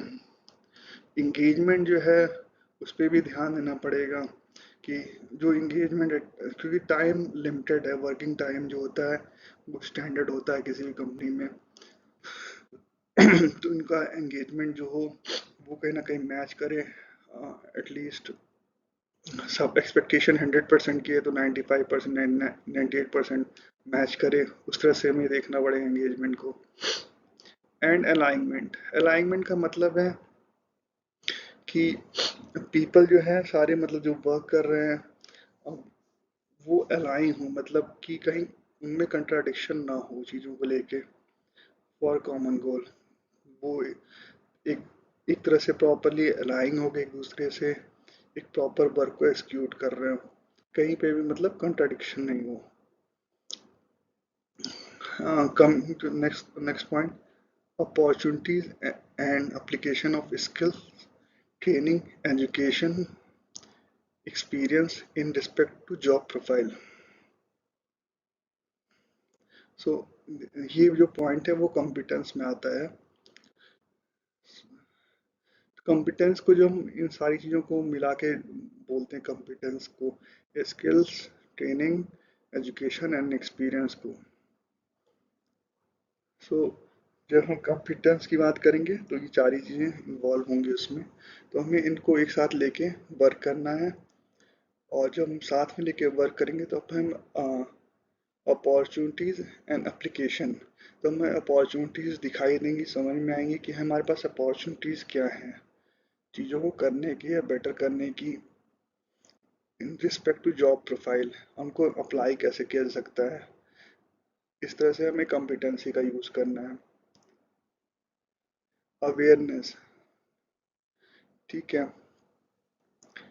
अवेयरनेस जो है वो मतलब एक ऑन गोइंग प्रोसेस है, ठीक है। चीज़ों को विद टाइम, मतलब उसके बारे में अवेयर रहना, कोई प्रोसेस चल रही है, हो रही है, या फिर कोई टीम वर्क कर रही है, उसको उसके बारे में अवेयर है कि उनका वो किस स्टेज पे पहुंचे, क्या कर रहे हैं, कैसे कर रहे हैं, तो ये अवेयरनेस में काउंट होता है।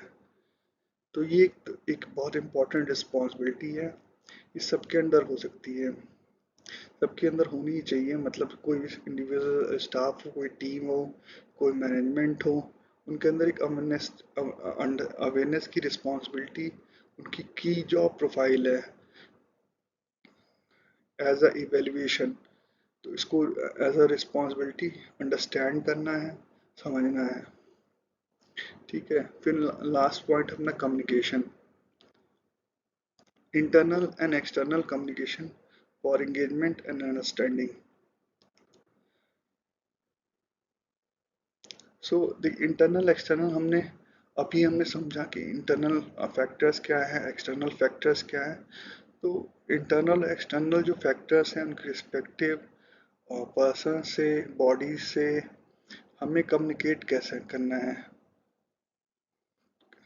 फॉर इंगेजमेंट एंड अंडरस्टैंडिंग, ठीक है। क्योंकि हमें इंगेजमेंट और अंडरस्टैंडिंग प्रॉपर रखनी पड़ेगी, तभी हम उनको कहीं हम न कहीं क्लियर कर पाएंगे, सेटिस्फाई कर पाएंगे for anything which is important as a company, as an organization, for daily activities and for the long time goal, ठीक है। तो हमारा जो इंटरनल एक्सटर्नल कम्युनिकेशन है वो साउंड होना चाहिए, उसमें वर्बल भी चीज़ें आएंगी, उसमें रिटर्न भी चीज़ें आएंगी, उस पर रिमाइंडर्स भी आएंगे, उसमें फीडबैक भी आएंगे, ठीक है। और उसमें आप एडवाइस भी ले सकते हो, उसमें आप और बेटर करने के लिए इंसिस्ट कर सकते हो एडवाइस के लिए, ठीक है। इस तरह से इन चीज़ों को लेके चलना है कम्युनिकेशन को। नेक्स्ट स्लाइड पे चलते हैं।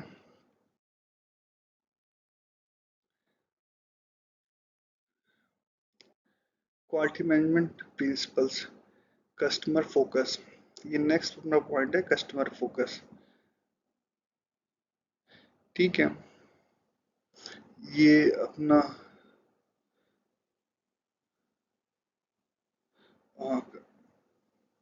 कस्टमर फोकस,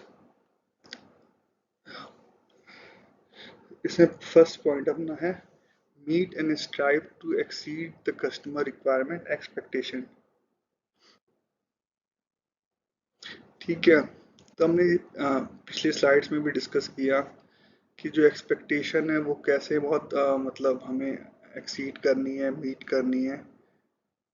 ठीक है, वहाँ पे हम वर्ड यूज़ करते हैं इंटरेस्टेड पार्टीज, और भी वर्ड यूज़ कर रहे थे। ठीक है, क्वालिटी की रिस्पेक्ट में बात कर रहे थे हम।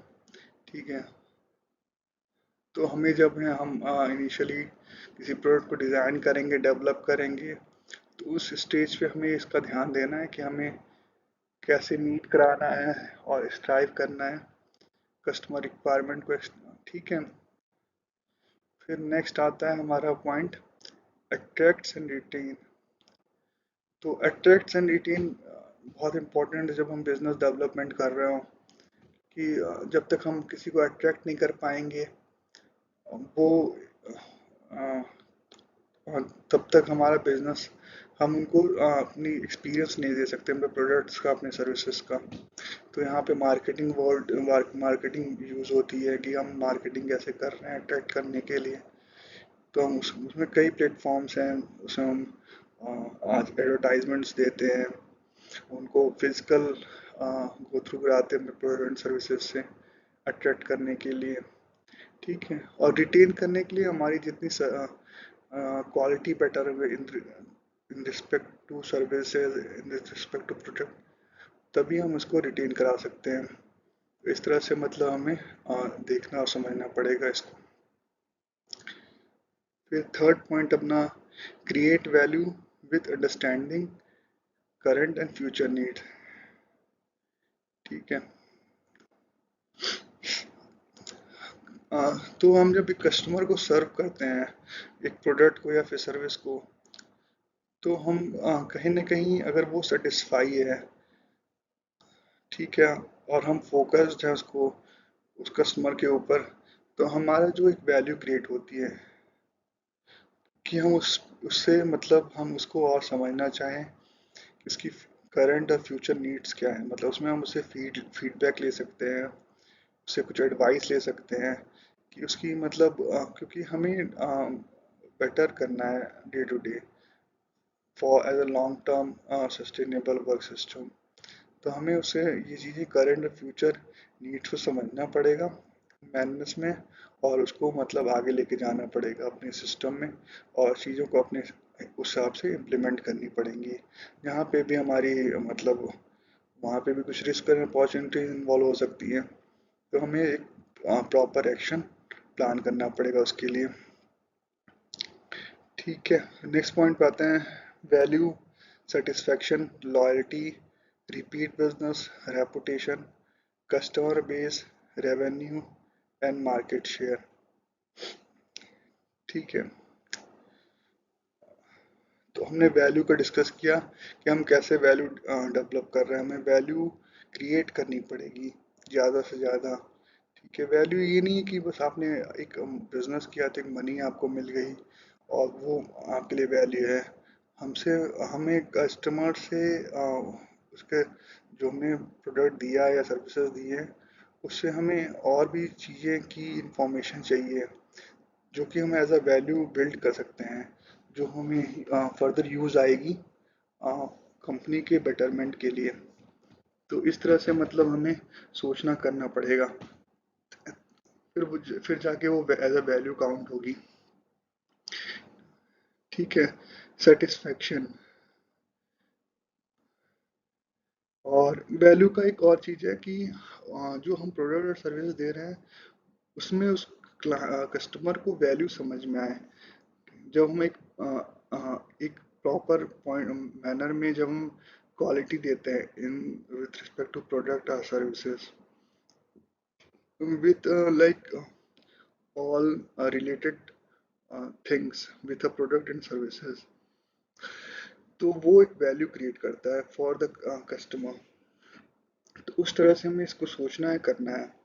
ठीक है। सेटिस्फेक्शन का आप क्लियर हो, सेटिस्फेक्शन का मतलब क्या होता है कि एक हमारे पास सेटिस्फाइड कस्टमर होता है जो हमारे प्रोडक्ट से और सर्विसेज से सेटिस्फाइड है। ठीक है। फिर उसके बाद आता है लॉयल्टी। लॉयल्टी मतलब कि आप अगर कुछ चीज़ें क्लेम कर रहे हो, जैसे कि आप वारंटी क्लेम कर रहे हो कि मेरी प्रोडक्ट की ये हाँ वारंटी है, या फिर ये सर्विस इंटरवल्स हैं, या फिर प्रॉपर एक कस्टमर केयर आपका सिस्टम है, तो ये सब लॉयल्टी में काउंट होता है कि आप एक बेटर लॉयल कंपनी हो टुवर्ड्स द कस्टमर्स। ठीक है। Repeat business. तो जब ये सारी चीज़ें हम फुलफिल करेंगे, वैल्यू, सेटिस्फेक्शन, लॉयल्टी, तो हमारे पास जो रिपीट बिजनेस है वो आने के चांसेस बढ़ेंगे। ठीक है। क्योंकि वो अ, जो शेयरिंग होती है कस्टमर्स के, जो ग्रुप्स होते हैं उनके फैमिली फ्रेंड्स, तो उसके थ्रू में रिपीट बिजनेस मिलने के चांसेस बढ़ेगा। और इसके थ्रू हमारा जो रेपुटेशन है वो बिल्ड होगी, हमारी कंपनी की रेपुटेशन बिल्ड होगी। ठीक है। फिर उसके बाद हमारी बात होगी कस्टमर बेस की, कि हमारा एक कस्टमर बेस बन जाएगा कि कोई पर्टिकुलर एरिया है, या फिर अ, अ, एक कुछ मतलब उसे कस्टमर के कैरेक्टराइजेशंस हैं जो कि हमारे कस्टमर बेस है, कि वो हमसे एक हमारा प्रोडक्ट लेते हैं, हमारी सर्विसेज लेते हैं। ठीक है। जब इतनी सारी जब चीज़ें करेंगे, फिर हमारा रेवेन्यू बिल्ड होगा। और फिर हमारी बात होगी मार्केट शेयर की, कि हम जब एज अ बिग कंपनी बनेंगे, या फिर एक हम बड़ा मार्केट हम कैप्चर कर लेंगे, फिर हम मार्केट शेयर करेंगे कि हम 10% मार्केट शेयर ले रखा है हमारे पे, कैप्चर्ड हमारा 10%, 20%। तो ये टाइम के साथ धीरे धीरे चीज़ें होती हैं, लेकिन इन सारी चीज़ों पे भी हम स्टेज वाइज वर्क करना पड़ेगा। फिर coming to the next point, customer. तो इसमें है रिकॉग्नाइज, अंडरस्टैंड, लिंक, कम्युनिकेट, इकोसिस, सेटिस्फैक्शन, एक्सपेक्टेशन एंड रिलेशनशिप। तो ये बेसिकली यहाँ पे कहना चाह रहा है कि कस्टमर के साथ हम कैसा बिहेव करें, क्या क्या चीज़ें मेंटेन करें, जिससे वो मतलब एज अ कस्टमर काउंट हो, वो अपने आप को एज अ वैल्यूएबल कस्टमर समझे, या वो हमारे लिए वैल्यूएबल कस्टमर हो। उसमें सारी चीज़ें आती है, recognise, understand, link, communicate, ecosystem, satisfaction, expectation and relationship. तो ये सारी चीज़ें हमें मेंटेन करनी पड़ेंगी as a company to a customer. ठीक है। To justify the customer focus. ठीक है। तो ये अपना एक बहुत इंपॉर्टेंट क्वालिटी मैनेजमेंट प्रिंसिपल्स है। ठीक है, बहुत इंपॉर्टेंट है ये। ठीक है, इस तरह से इस पे वर्क करना है। Coming to the next slide, management principles, leadership.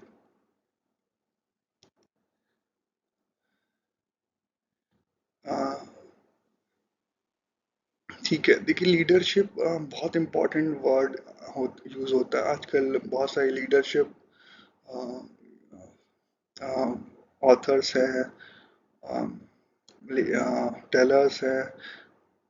ठीक है। लीडरशिप होता क्या है कि देखिए, आप जब एज अ ऑर्गेनाइजेशन वर्क कर रहे हो, तो जो लीडरशिप जो क्वालिटीज़ हैं वो सबके अंदर होनी चाहिए। जो भी की एम्प्लॉयज़ हैं सारी, मतलब अगर आप वहाँ के सीईओ से लेके आप प्यून तक की बात करो, तो हर के अंदर, सबके अंदर लीडरशिप क्वालिटीज़ होनी चाहिए। क्योंकि लीडरशिप जब क्वालिटीज़ होती हैं तो वो अ, जो रिजल्ट्स में चेंजेस ला सकती है, वो बहुत ही मतलब मैजिकल कह सकते हैं कि होंगी। क्योंकि एक अच्छा लीडर होता क्या है कि जब वो इवेलुएट करता है अपने खुद के किए कामों को, अपने जो उसने उसमें वो कैसे बेटर कर सकता है, क्या चीज़ें इम्प्रूवमेंट की हैं, या फिर कुछ कमियां देख रहा है वो आसपास के वर्किंग में, तो जब उस पर उसकी नज़र जाती हैं या फिर उसको इवेलुएट करता है, तो वो एक एज अ लीडर काउंट होती है। ये और इनको लीडरशिप क्वालिटीज़ कहते हैं। तो ये सबके अंदर होना चाहिए। मैनेजमेंट के जो हायर मैनेजमेंट्स हैं या फिर जो एकदम ग्राउंड लेवल पे या फिर बेसिक एम्प्लॉयज़ हैं उनके अंदर भी होनी चाहिए। ठीक है, इस तरह से कंपनी में हमें बिल्ड करना है या फिर सोचना चाहिए। ठीक है, इसका पहला पॉइंट है establish unity and direction with conditions. ठीक है, तो इस्टेब्लिश यूनिटी का मतलब है कि आपका जो एंड गोल है एज अ कंपनी क्लियर होना चाहिए और उसके लिए यूनिटी होनी चाहिए आपके टीम में टू अचीव दैट एंड गोल। और उसके लिए डायरेक्शन होने चाहिए। तो डायरेक्शन का मतलब ये होता है कि आप जैसे आप जॉब प्रोफाइल जब बनाते हो कंपनी के अलग अलग एम्प्लॉयज़ की, तो उसमें मतलब हमें डायरेक्शंस देने पड़ेंगे और कंडीशंस देने पड़ेंगे। ठीक है, इसके बाद नेक्स्ट पॉइंट पे आते हैं strategies, policies, processes, resources and objectives. तो ये जब लीडरशिप में ये टॉप लेवल की यहाँ पे बात करना चाह रहा है स्ट्रेटजीज। जो स्ट्रेटजीज रहेगी जब एक हायर मैनेजमेंट स्ट्रेटजीज बनाएगा to achieve end goal of any key processes और अ कंपनी, तो उसमें स्ट्रेटजीज क्या होनी चाहिए, पॉलिसीज क्या होनी चाहिए और प्रोसेस हमारा होना कैसे चाहिए, रिसोर्स का यूज़ कैसा होना चाहिए और ऑब्जेक्टिव्स कैसे होने चाहिए।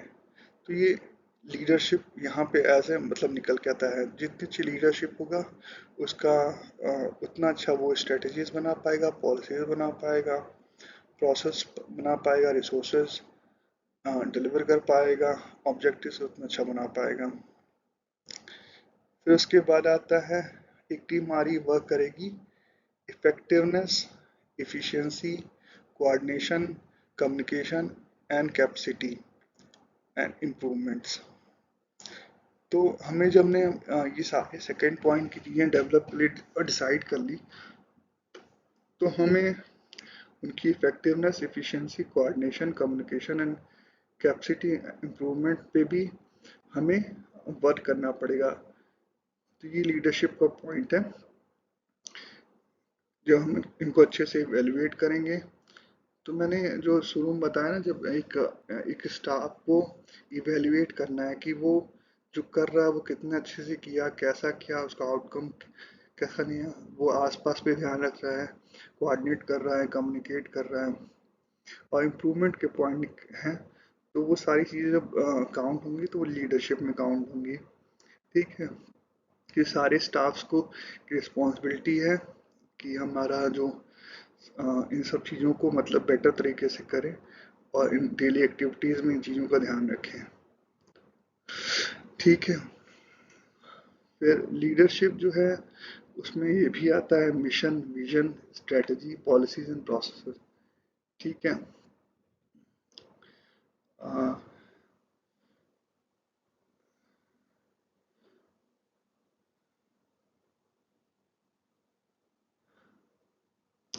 Mission, vision, strategy, policy and process है। तो जितनी अच्छी लीडरशिप होगी उतना अच्छा वो मिशन डिसाइड कर पाएगी, विजन डिसाइड कर पाएगी, स्ट्रेटजीज बना पाएंगी, पॉलिसीज बना पाएंगी एंड प्रोसेसेस को डेवलप कर पाएंगी।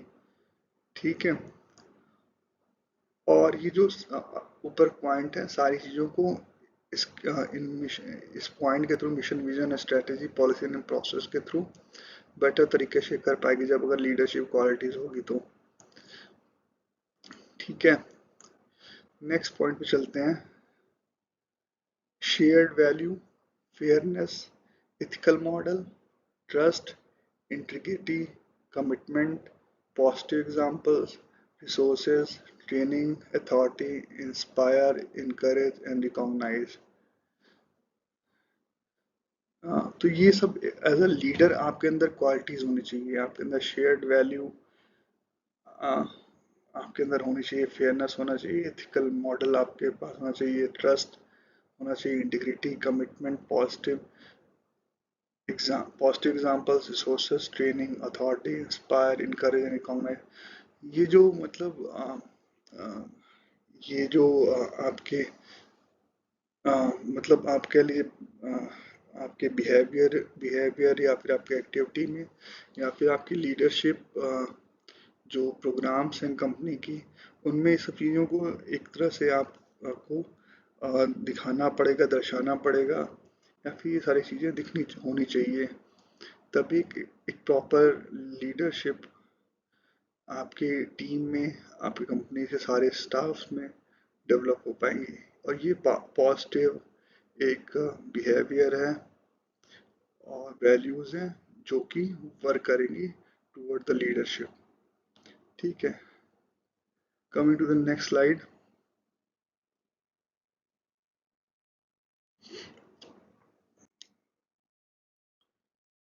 Quality management principles, engagement of people. Engagement of peoples आप समझ पा रहे होगे, ये बहुत इंपॉर्टेंट है।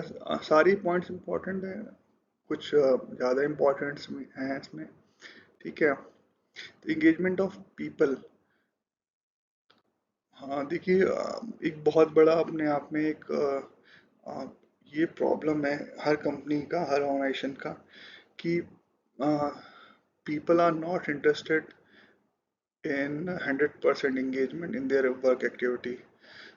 तो लेकिन ये जो चीज़ें हैं वो बहुत ज़रूरी भी हैं अपने आप में, क्योंकि इसके बिना जो इफ़िशियंसी है, इफ़ेक्टिवनेस है वर्क की, या फिर जो आउटकम्स हैं उनकी, वो निकल के नहीं आ पाती हैं, प्रॉपर नहीं हो पाती हैं अगर प्रॉपरली इंगेज ना हो आपका पर्सनल स्टाफ। तो उसके लिए कुछ पॉइंट्स बताए हुए हैं स्टैंडर्ड के थ्रू, वो हम डिस्कस करते हैं। पहला पॉइंट है कॉम्पिटेंट हो, एम्पावर्ड हो, इंगेज्ड हो। ठीक है, तो कई बार होता है कि नॉलेज की कमी होती है या फिर अपने को सबऑर्डिनेट समझते हैं एम्प्लॉयज, तो वो मतलब प्रॉपरली मतलब कंसंट्रेट नहीं कर पाते हैं चीज़ों को करने के लिए। तो उस केस में हमें उसकी कॉम्पिटेंसी पे देना पड़ेगा, ध्यान देना पड़ेगा, और उनको एम्पावर करना पड़ेगा। एम्पावर करने का मतलब है कि उनको अथॉरिटी देनी पड़ेगी, उनके अंदर कॉन्फिडेंस बिल्डअप करना पड़ेगा। ठीक है, और उनको एंगेज करना पड़ेगा उस तरह से फिर आगे। ठीक है, और फिर नेक्स्ट पॉइंट पे आते हैं recognition, empowerment and enhancement of competence. ठीक है, तो जो अगर हमें कोई स्टाफ अगर ये सोच रहा है कि कहीं ना कहीं वो उसकी नॉलेज में कमी आ रही है, या फिर उसकी वो जो उसकी एफिशिएंसी है वो बाकियों से कम है या फिर पुअर है, तो हमें उसको एक तरह से एम्पावर करना पड़ेगा और उसकी जो कॉम्पिटेंसी है उसको इन्हेंस करना पड़ेगा। ठीक है, क्योंकि ह्यूमन बहुत बड़ा रिसोर्स है एक कंपनी के लिए। न्यू रिसोर्स डेवलप करने में बहुत समय लगता है और बहुत सारे उसके अदर रिसोर्सेज खर्च होते हैं, तब जाके एक एम्प्लॉयज़ डेवलप हो पाता है। तो हमें इस तरह से देखना पड़ेगा, उसके कॉम्पिटेंस को इन्हेंस करना पड़ेगा, उसको एम्पावर करना पड़ेगा, और उसके बाद उसको रिकॉग्नाइज करना पड़ेगा कि आप अच्छे हो काम में, आप बेटर कर रहे हो। ठीक है, coming to the next point, understanding motivation, involvement, improvement, personal development initiatives, creativity, satisfaction, trust, collaboration, shared value and culture. ठीक है, तो जब हम ये सारी चीज़ें करेंगे तो एक इंगेजमेंट ऑफ पीपल जो है, जो हमारा पॉइंट है, वो इन्हेंस होगा। तो हम एक अंडरस्टैंडिंग बिल्ड करेंगी। एक अंडरस्टैंडिंग का कहने का मतलब है एक जो मैनेजर है उस अपने सबऑर्डिनेट के पास के लिए उसकी अंडरस्टैंडिंग अच्छी होगी कि वो सोचता कैसा है, करता कैसा है, और किन चीज़ों में वो अच्छा है, किन चीज़ों में थोड़ा ख़राब है वो। तो ये अंडरस्टैंडिंग में काउंट होता है। तो इस तरह से इसको बेटर करने की कोशिश करनी है अंडरस्टैंडिंग को।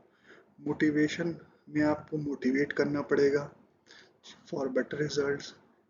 इन्वॉल्वमेंट, आप जब भी टीम वर्क करो तो ज़्यादा से ज़्यादा हर चीज़ सबको इन्वॉल्व कर रखने की कोशिश करो। ठीक है, ये भी आपको मेज़र करना है कि किसी का इन्वॉल्वमेंट कम तो नहीं है।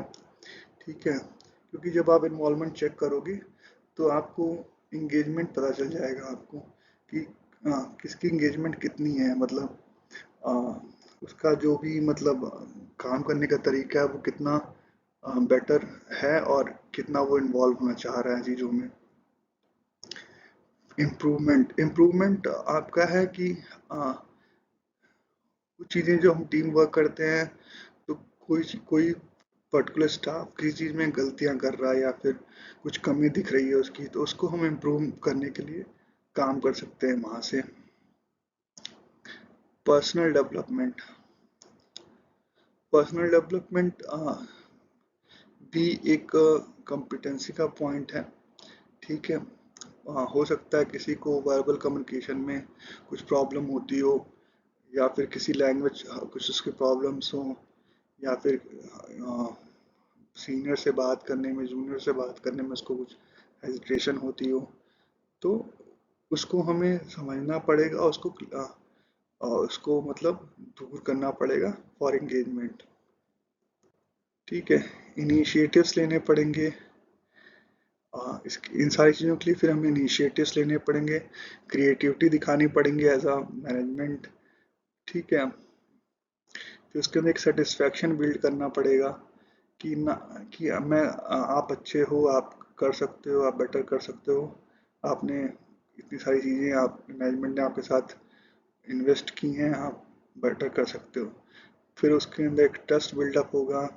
ठीक है, अपने को लेके, अपने काम को लेके, फिर वो कोलैबोरेट करेगा। ठीक है, कोलैबोरेशन भी बहुत इंपॉर्टेंट है टीम वर्क के लिए, क्योंकि टीम वर्क ही एज अ कंपनी हम एज अ टीम वर्क ही कर रहे हैं, तो कोलैबोरेशन बहुत इंपॉर्टेंट है। फिर शेयर्ड वैल्यू एंड कल्चर भी बहुत इंपॉर्टेंट है। ठीक है, तो in collaboration, shared value and culture को हमें ध्यान रखना पड़ेगा for engagement of people. Next point पे आते हैं, individual contribution, collaboration, open discussion, sharing, constraints, initiatives, learning, improvement, self-evaluation, personal objectives and surveys। ठीक है, तो हमें कोई काम अगर हम कर रहे हैं या फिर हमारी स्टाफ, हमारी कोई टीम का वर्क कर रहा है, तो हमें इन सब चीज़ों का ध्यान रखना पड़ेगा कि किसी वर्क को होने में जो इंडिविजुअल कंट्रीब्यूशन है वो क्या था, और कोलेब्रेशन कैसा है टीम का, आपस में जो कोलेब्रेशन है वो किस लेवल का है, कितना अच्छा है, कौन कितना कंट्रीब्यूट कर रहा है, उसका ओपन कोलैबोरेशन का ही पॉइंट है। Open discussion, sharing, constraints, initiatives, फिर उसके बाद उसी का नेक्स्ट स्टेज में पॉइंट है कोलैबोरेशन का ही learning, improvement, self evaluation, personal objectives and lastly surveys. और सर्वे तो एक मैनेजमेंट टीम ही कर सकती है, एक टीम की, कि वो दूसरे से क्वेश्चन कर सकती है इन जो पॉइंट अभी हमने इसमें डिस्कस किए हैं, कि उन सब चीज़ों को लेके एक स्टाफ दूसरे स्टाफ के बारे में क्या सोचता है। ठीक है, तो इस तरह से हमें इंगेजमेंट ऑफ पीपल पे बहुत ध्यान देना है और ये सारी चीज़ें करनी है, जिससे कि एक बेटर इन्वायरमेंट क्रिएट हो पाए और एक बेटर इफ़िशियंसी में हम की तरफ काम कर सकें। ठीक है, coming to the next slide.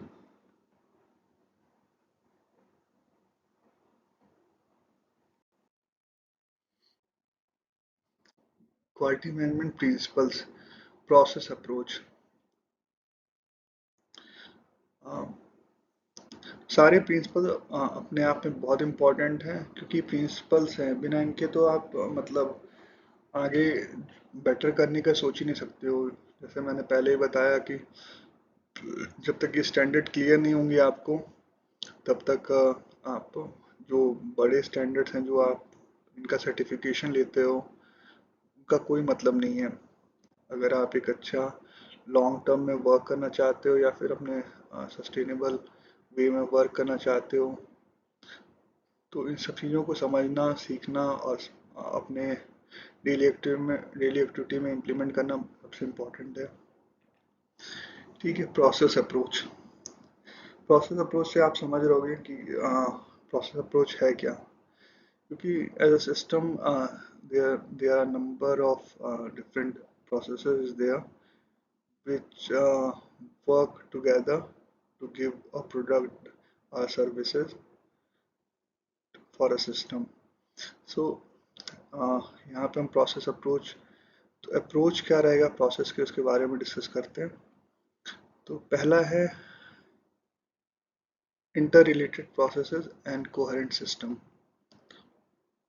जैसे हमने पहले भी डिस्कस किया स्लाइड्स में कि इंटर रिलेटेड प्रोसेसेस हमें समझना पड़ेगा। जैसे हमने प्रोसेस तो बहुत अच्छी डेवलप कर ली, सब बहुत इफिशिएंट है, बहुत इफेक्टिव है, सब चीज़ें अच्छी हैं, लेकिन जो उनका इंटर रिलेटेड होती है, जब वो इंटर रिलेट करती है एक दूसरे प्रोसेस से, तो उनको भी हमें हमें समझना पड़ेगा कि वो उसमें कोई कमी तो नहीं हो, ऐसा मतलब कि कहीं पे रिसोर्स वेस्ट हो या फिर टाइम कंज्यूमिंग हो बहुत।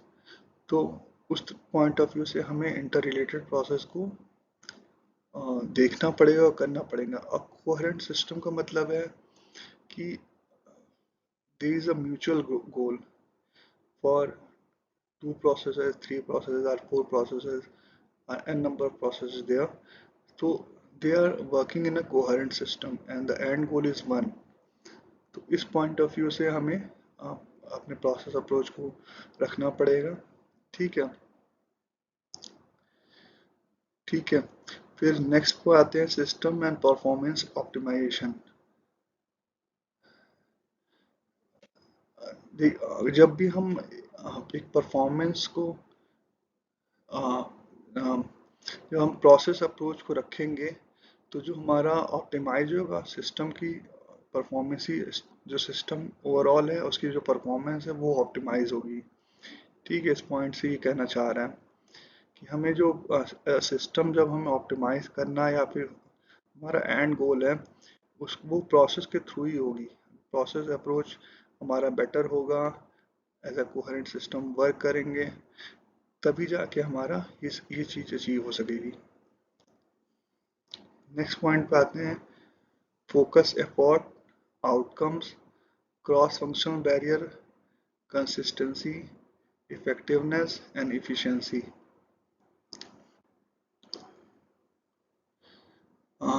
प्रोसेस अप्रोच में हमें ये चीज़ देखनी पड़ेंगी, हमें ध्यान रखनी पड़ेंगी कि हम जो हमारा एफर्ट पे हमें फोकस करना पड़ेगा, हम कितना एफर्ट दे रहे हैं किस चीज़ को, एक प्रोसेस को इम्प्रूव करने के लिए। ठीक है, या उसको उसके बेटर हम आउटकम्स लेना चाह रहे हैं, तो उस पर हम कितना मतलब फोकस्ड है, हम क्या कितना एफर्ट दे रहे हैं उस पे उसके। और हमें आउटकम्स चेक करने पड़ेंगे कि हमें आउटकम्स कैसे बेटर कर सकते हैं। इसके अलावा है फिर क्रॉस फंक्शनल बैरियर, और ये भी हमें चेक करना पड़ेगा कि फंक्शनल मतलब कितने सारे फंक्शन एक प्रोसेस में इन्वॉल्व है, और में मतलब क्रॉस फंक्शनल बैरियर क्या क्या है, मतलब कि हो सकता है कि एक प्रोसेस में कई सारे 4 या 5 एक्टिविटीज़ हों, तो ऐसा तो नहीं है कि एक्टिविटी 1 एक्टिविटी 2 में कुछ बैरियर है या फिर कुछ प्रॉब्लम्स हैं, या एक्टिविटी 2 एंड 3 में कुछ कंट्राडिक्टरी है, तो इनको हमें दूर करना है, चेक करना है। ठीक है, फिर जब हम ये सब चीज़ें कर लेंगे 3 पॉइंट्स अपने, फिर हमें कंसिस्टेंसी पे ध्यान देना पड़ेगा कि हमारा जो हमने एफर्ट लगाया था, आउटकम्स हमने बेटर किए, क्रॉस फंक्शनल बैरियर्स को दूर किया, इनके बाद हमें ये भी इंश्योर करना है कि वो कंसिस्टेंट हो विद टाइम। ठीक है, और जब हम कंसिस्टेंट हो जाएंगे तो फिर हमारी इफेक्टिवनेस और इफ़िशियंसी इम्प्रूव हो जाएगी प्रोसेस की। हाँ, coming to the next point,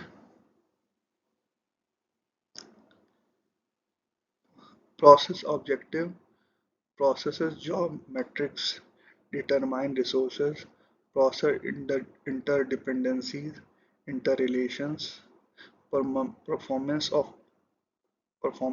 the overall system and outcomes of the QMS. सो हमने जैसे ऑब्जेक्टिव्स की बात करी है पहले, तो हमें जो ऑब्जेक्टिव्स हैं वो एज अ कंपनी बात करी कि as a system as a company what are the objectives. ठीक है, हमारा हर प्रोसेस का भी एक ऑब्जेक्टिव होना चाहिए, क्योंकि कोई चीज़ हम कर रहे हैं, कोई चीज़ एक्सिक्यूट कर रहे हैं तो कुछ ऑब्जेक्टिव लेके कर रहे हैं। हर प्रोसेस का भी एक ऑब्जेक्टिव मैनेजमेंट को डिसाइड करना चाहिए या करना होता है। ठीक है, फिर है processor job matrix.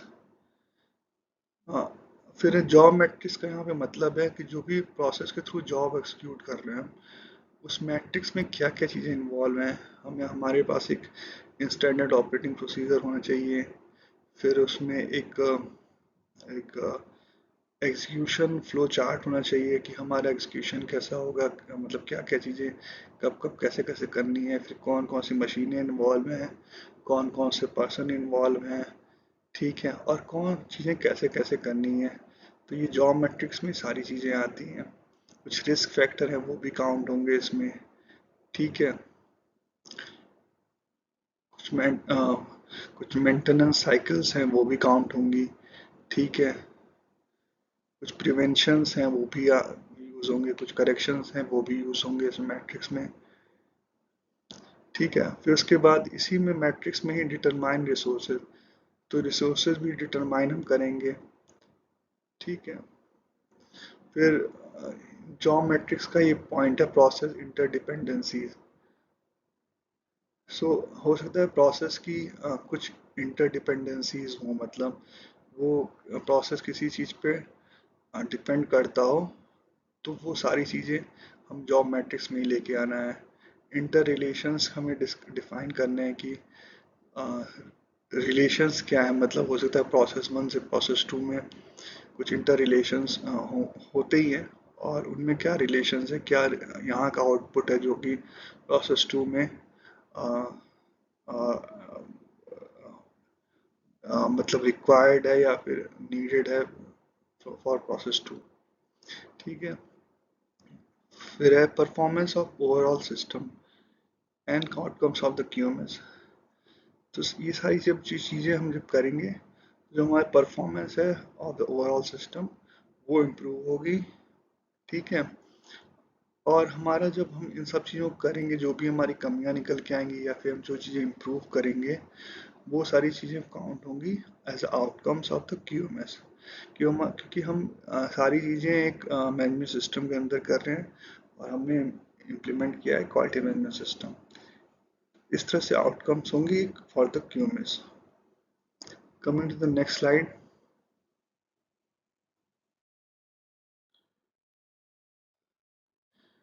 Quality management principles improvement.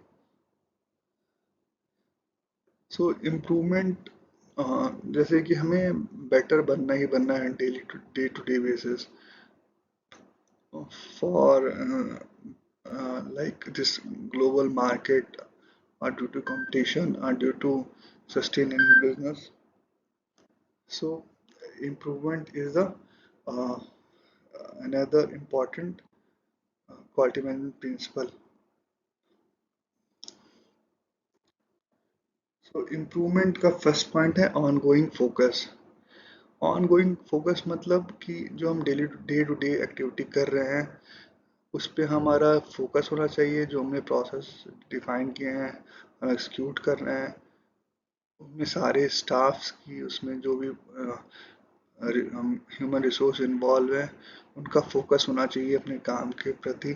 तभी आप इम्प्रूवमेंट्स के पॉइंट्स निकाल सकते हो, मतलब आप डिस्कस कर सकते हो या एवेलुएट कर सकते हो as a outcome of for the QMS. ठीक है, फिर नेक्स्ट पॉइंट है level of performance risk and opportunity. ठीक है, लेवल ऑफ परफॉर्मेंस हमें मतलब इवेल्युएट करना पड़ेगा। लेवल ऑफ परफॉर्मेंस आपकी ह्यूमन की भी हो सकती है, मशीन्स की भी हो सकती है। ठीक है, और फिर हमें जब हम इवेलुएट करेंगे तो उसका हम रिस्क एंड अपॉर्चुनिटी के पॉइंट ऑफ व्यू से हम उसको जज कर सकते हैं कि what are the risk is there are opportunities we have to rectify or improve in our processes and as well as in the system. The next point है performance, capability, satisfaction, root cause, incremental and breakthrough improvement, learning and innovation. तो जो हमारे पास ये सारी चीज़ें हम कर लेंगे इम्प्रूवमेंट के पॉइंट ऑफ व्यू से, तो हमारी जो परफॉर्मेंस है, कैपेबिलिटी है, वो इम्प्रूव होगी। जो सेटिस्फेक्शन लेवल है वो as a staff, as a customer, as a management वो बेटर होगा। रूट कॉज, जो हमारा इम्प्रूव हम जब इम्प्रूव करेंगे तो जो हमारा रूट कॉज होगा, जब हम किसी कुछ कमियां देख रहे हैं या फिर बेटरमेंट करना चाह रहे हैं, किसी चीज़ अच्छे से करना चाह रहे हैं, तो उसके रूट कॉज को समझ पाएंगे अच्छे से हम। ठीक है। फिर इसी में आता है incremental and breakthrough improvement. तो हम कोई चीज़ बहुत अच्छा कर रहे थे, हमें हमें हम बहुत मतलब सेटिस्फाइड, हमारा मैनेजमेंट बहुत सेटिस्फाइड है कि we are very good in this process and in this technique to doing something in this way. लेकिन जब हम इम्प्रूवमेंट पे फोकस रहेंगे तो हमारे लिए फिर इंक्रीमेंटल और ब्रेक थ्रू इम्प्रूवमेंट मिल सकता है उसमें। ठीक है, क्योंकि हमारा फोकस इतना अच्छा रहेगा कि हम उसमें ये इम्प्रूवमेंट, ब्रेक थ्रू इम्प्रूवमेंट या फिर इंक्रीमेंटल इम्प्रूवमेंट निकाल के लिए आए। फिर हो सकता है हमारा विद टाइम हमने कुछ लर्न किया किसी चीज़ को बेटर करने के लिए, कुछ इम्प्रूवमेंट के पॉइंट, तो हमारी वहाँ पे एक लर्निंग हो सकती है कि अगर हम इस तरह से करते हैं, या फिर हमारे एक एकदम स्टाफ है जो कि डायरेक्टली मशीन के साथ इन्वॉल्व है, वो कुछ फीडबैक देता है इम्प्रूवमेंट का कि हम इस तरह से करेंगे तो हम बेटर कर सकते हैं, अपने मैनेजमेंट को कहता है वो, तो उसकी एक लर्निंग है। तो और फिर हम वहाँ पे एक इनोवेशन कर सकते हैं कि हमने कोई प्रोसेस में कुछ रिवीजन कर दिया या फिर कुछ टेक्निक में कुछ रिवीजन कर दिया, एक्टिविटी में कुछ रिवीजन किया, तो that will be count as innovation. ठीक है। फिर the next point is improved objectives, educate and train people competence and improvement projects। तो हमारे जब इतने सारे इम्प्रूवमेंट के पॉइंट निकल के आएंगे, ठीक है, सिस्टम से, तो हम एट द लास्ट जो हमारे ऑब्जेक्टिव हैं वो हो सकता है प्रोसेसेस के हों, हो सकता है एज अ कंपनी हो, उसमें हम इम्प्रूवमेंट कर पाएँ। ठीक है। फिर हम उसके अकॉर्डिंग एजुकेट कर पाएँ, ट्रेन कर पाएँ पीपल को फॉर कॉम्पिटेंसी। ठीक। तो ये मतलब एक बाई प्रोडक्ट है। हम जब फोकस्ड होते हैं वर्क के रिस्पेक्ट में और इम्प्रूवमेंट के लिए वर्क करते हैं, तो ये सारी चीज़ें आउटकम में निकल के आती हैं। ठीक है। तो हमें फिर एजुकेट करना पड़ेगा, ट्रेन करना पड़ेगा पीपल को for competence and improve projects. ठीक है। Coming to the next slide.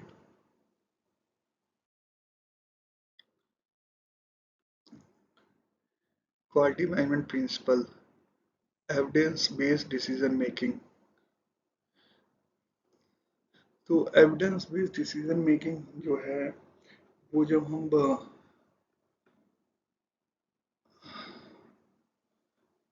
अ, जब हम सारी चीज़ें प्रॉपर वे में कर रहे हैं जो अभी तक हमने डिस्कस करी, तो जब हम तो जब इन चीज़ों को करेंगे हम, तो उसमें से कुछ एविडेंस हमारे निकल के आएंगे। ठीक है, जो कि हमारा हेल्प करेंगे डिसीजन मेकिंग में, हमारे मैनेजमेंट अ, को डायरेक्टली एक डिसाइसिव वे मिलेगा कि हम इसको इस एविडेंस के बेसिस पे हम डिसीजन ले सकते हैं। ठीक है। इस तरह से इम्पोर्टेंट हो जाता है जब हम इम्प्रूवमेंट के लिए वर्क करते हैं और हमारी ऊपर के जो भी हम डिस्कस किए जितने भी पॉइंट, उसके लिए बेटर तरीके से वर्क करते हैं। ठीक है। तो जो हमारे पास एविडेंस रहते हैं, तो हमारा जो फर्स्ट पॉइंट है डिजायर्ड रिजल्ट। जो हमारी डिसीजन मेकिंग हो गई बेस्ड और एविडेंस, तो हमारे जो रिजल्ट होंगे वो डिजायर्ड होंगे, मतलब ऐसा कुछ नहीं हो कि अनसर्टेन हो उसमें। हमारे रिजल्ट जो मिलेंगे वो डिजायर्ड रिजल्ट मिलेंगे। ठीक है, फिर नेक्स्ट पॉइंट है uncertainty, source of input, subjective interpretation, unintended consequences, facts, evidence, data analysis and confidence। तो ये जो हमारी अनसर्टेनिटी है वो कम हो जाएगी, सोर्स ऑफ इनपुट जो है वो क्लियर हो पाएंगे हमारे लिए। ठीक है, उस पर हम अच्छे से डिसीजन ले सकते हैं। सब्जेक्टिव इंटरप्रिटेशन, हमारे पास जब एविडेंस रहेगा तो हम सब्जेक्टिव इंटरप्रिटेशन कर सकते हैं। ठीक है, डिसीजन अपना जो डिसीजन हमने डिफाइन किया है फिर शेयर करते हैं अपने स्टाफ के साथ, अपने मैनेजमेंट के साथ। ठीक है, अनइंटेंडेड कॉन्सिक्वेंसेस, और जो इसके कॉन्सिक्वेंसेस होंगे जो डिसीजन मेकिंग किए हैं उसके जो इंटेंशन होंगे वो मतलब ऐसा नहीं है कि वो कुछ फ्री कुछ मतलब रैंडम हो और कुछ भी अनसर्टन हो जाए, इस तरह से नहीं होगी। अनइंटेंडेड कॉन्सिक्वेंसेस होंगे उसके। ठीक है, सॉरी, मतलब इंटेंडेड कॉन्सिक्वेंसेस होंगे क्योंकि हमारा डिसीजन जो है वो एविडेंस बेस्ड है। ठीक है, फिर नेक्स्ट है फैक्ट्स होंगे हमारे पास, एविडेंस होंगे, डाटा एनालिसिस हम करेंगे। ठीक है, एंड कॉन्फिडेंस लास्टली हमें मिलेगा। ठीक है, तो एविडेंस बेसिकली फैक्ट से निकल के आएंगे, डाटा एनालिसिस से निकल के आएंगे, और as a management as a team हमारे जो डिसीजन होंगे वो कॉन्फिडेंट होंगे। ठीक है, नेक्स्ट पॉइंट आते हैं increased improvement of decision, performance, ability, effectiveness, efficiency, review, opinion and effectiveness.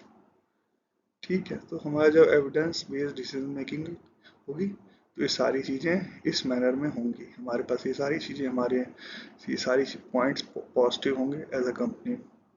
ठीक है,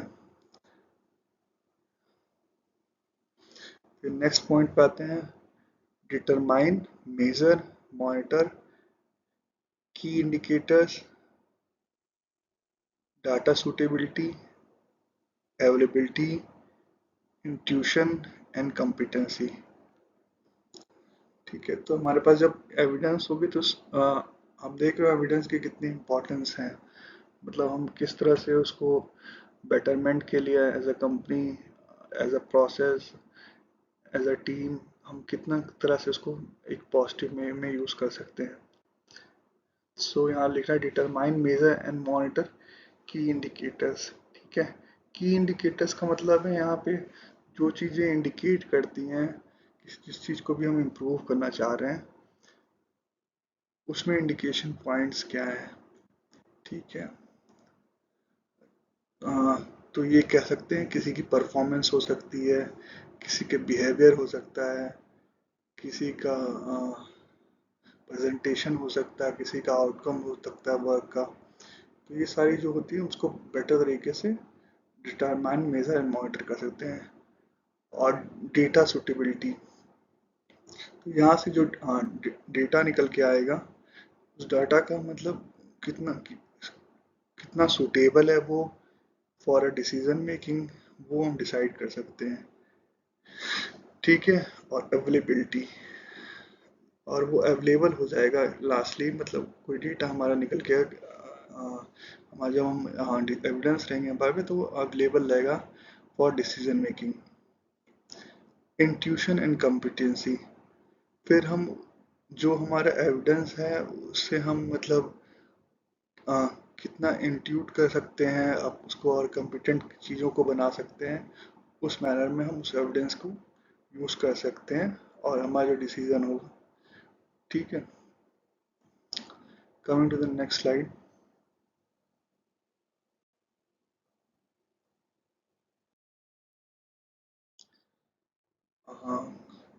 quality management principle, relationship management. ठीक है, रिलेशनशिप मैनेजमेंट मीन्स कोई भी मतलब एज अ कंपनी इन्वॉल्व है किसी वर्क इंफ्रास्ट्रक्चर में, तो सब में एक रिलेशनशिप मैनेज करना पड़ेगा, करते हैं, और उसको बेटर कैसे कर सकते हैं उसके बारे में यहाँ पे इस प्रिंसिपल के बारे में बताया गया है। तो फर्स्ट पॉइंट अपना है interested parties as providers and sustain success. तो हमें जो इंटरेस्टेड पार्टीज हैं एज अ प्रोवाइडर, उनसे साथ एक अच्छा रिलेशन मैनेज करना है उनको, जैसे हमने पहले डिस्कस किया, उनको रिटेन करना है। ठीक है, तो उनके साथ हम कैसे बेटर रिलेशनशिप मैनेजमेंट कर सकते हैं, उसके लिए हमें हमें ध्यान देना पड़ेगा, उस पर वर्क करना पड़ेगा। ठीक है, और वो बहुत इम्पोर्टेंट है इंटरेस्टेड पार्टी सारे ही सस्टेन सक्सेस के लिए एज अ कंपनी। ठीक है, नेक्स्ट आते हैं particular importance and influencer. Particular importance and influence, तो हमें ये भी ध्यान देना पड़ेगा जो इंटरेस्टेड पार्टीज हैं या फिर स्टाफ्स हैं, उनके लिए इम्पोर्टेंस किन किन चीज़ों की ज़्यादा इम्पोर्टेंस है। ठीक है, and what are the thing which are influencing them. ठीक है, तो ये इम्पोर्टेंस और इन्फ्लुएंस का भी इनको ध्यान रखना पड़ेगा। ठीक है, आगे आते हैं enhanced performance capacity with understanding. ठीक है, तो जब हम इस तरह से रिलेशनशिप मैनेज करेंगे, ठीक है, अ, तो हमारी जो परफॉर्मेंस है, कैपेसिटी है विथ अंडरस्टैंडिंग, वो इम्प्रूव होगी। ठीक है, जिससे हमारा मतलब जो रिलेशनशिप है वो बेटर होगा, और as a end goal are will be will be more sustainable. Okay, और फिर इसके बाद हम एक वैल्यू भी क्रिएट करेंगे इससे for as a business in supply chain. ठीक है, फिर नेक्स्ट पॉइंट पे आते हैं, हाँ, determine prioritize short and long term gains, encourage, recognize, feedback, measure and develop competence. सो हमें ये भी जब हम इन सब चीज़ों को इवेल्युएट कर लेंगे, तो हमें ये भी समझने का मौका मिलेगा कि हम uh, क्या चीज़ें प्रायोरिटाइज करते हैं, short and long term gain क्या हो सकते हैं उसमें, हमको कहाँ पे इनकरेज करना है, रिकॉग्नाइज करना है, कहाँ पे हमें फीडबैक लेना है, और हमें मेजर एंड डेवलप करने का कॉम्पिटेंस का भी मौका मिलेगा। ठीक है,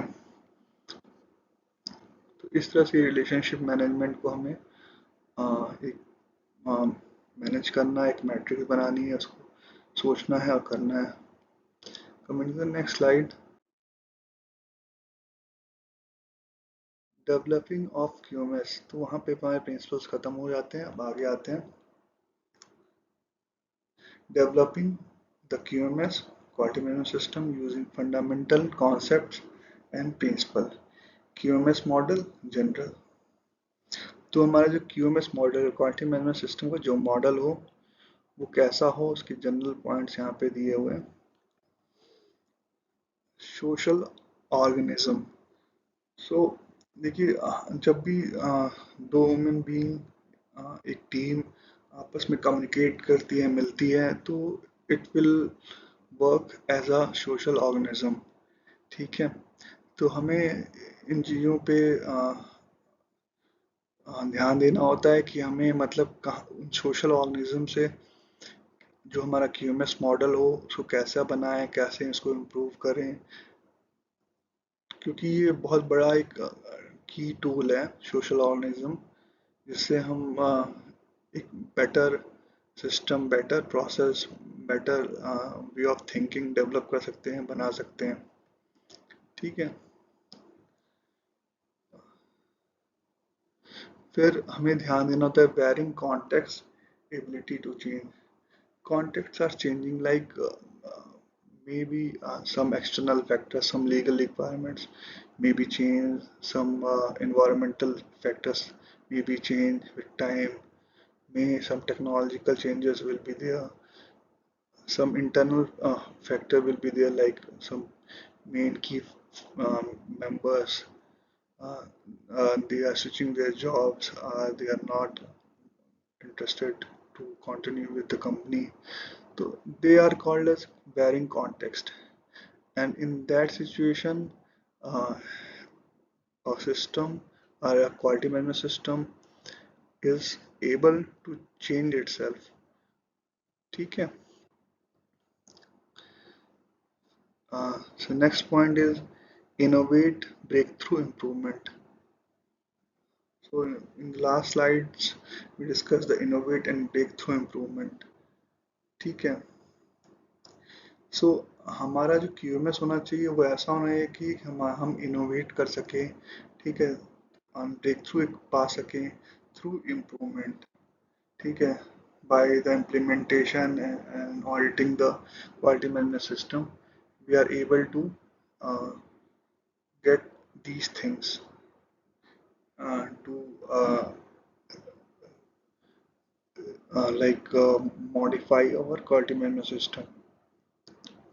Okay, coming to the next point, predetermination, flexible and adaptable within the complexities and our context of the of QMS model.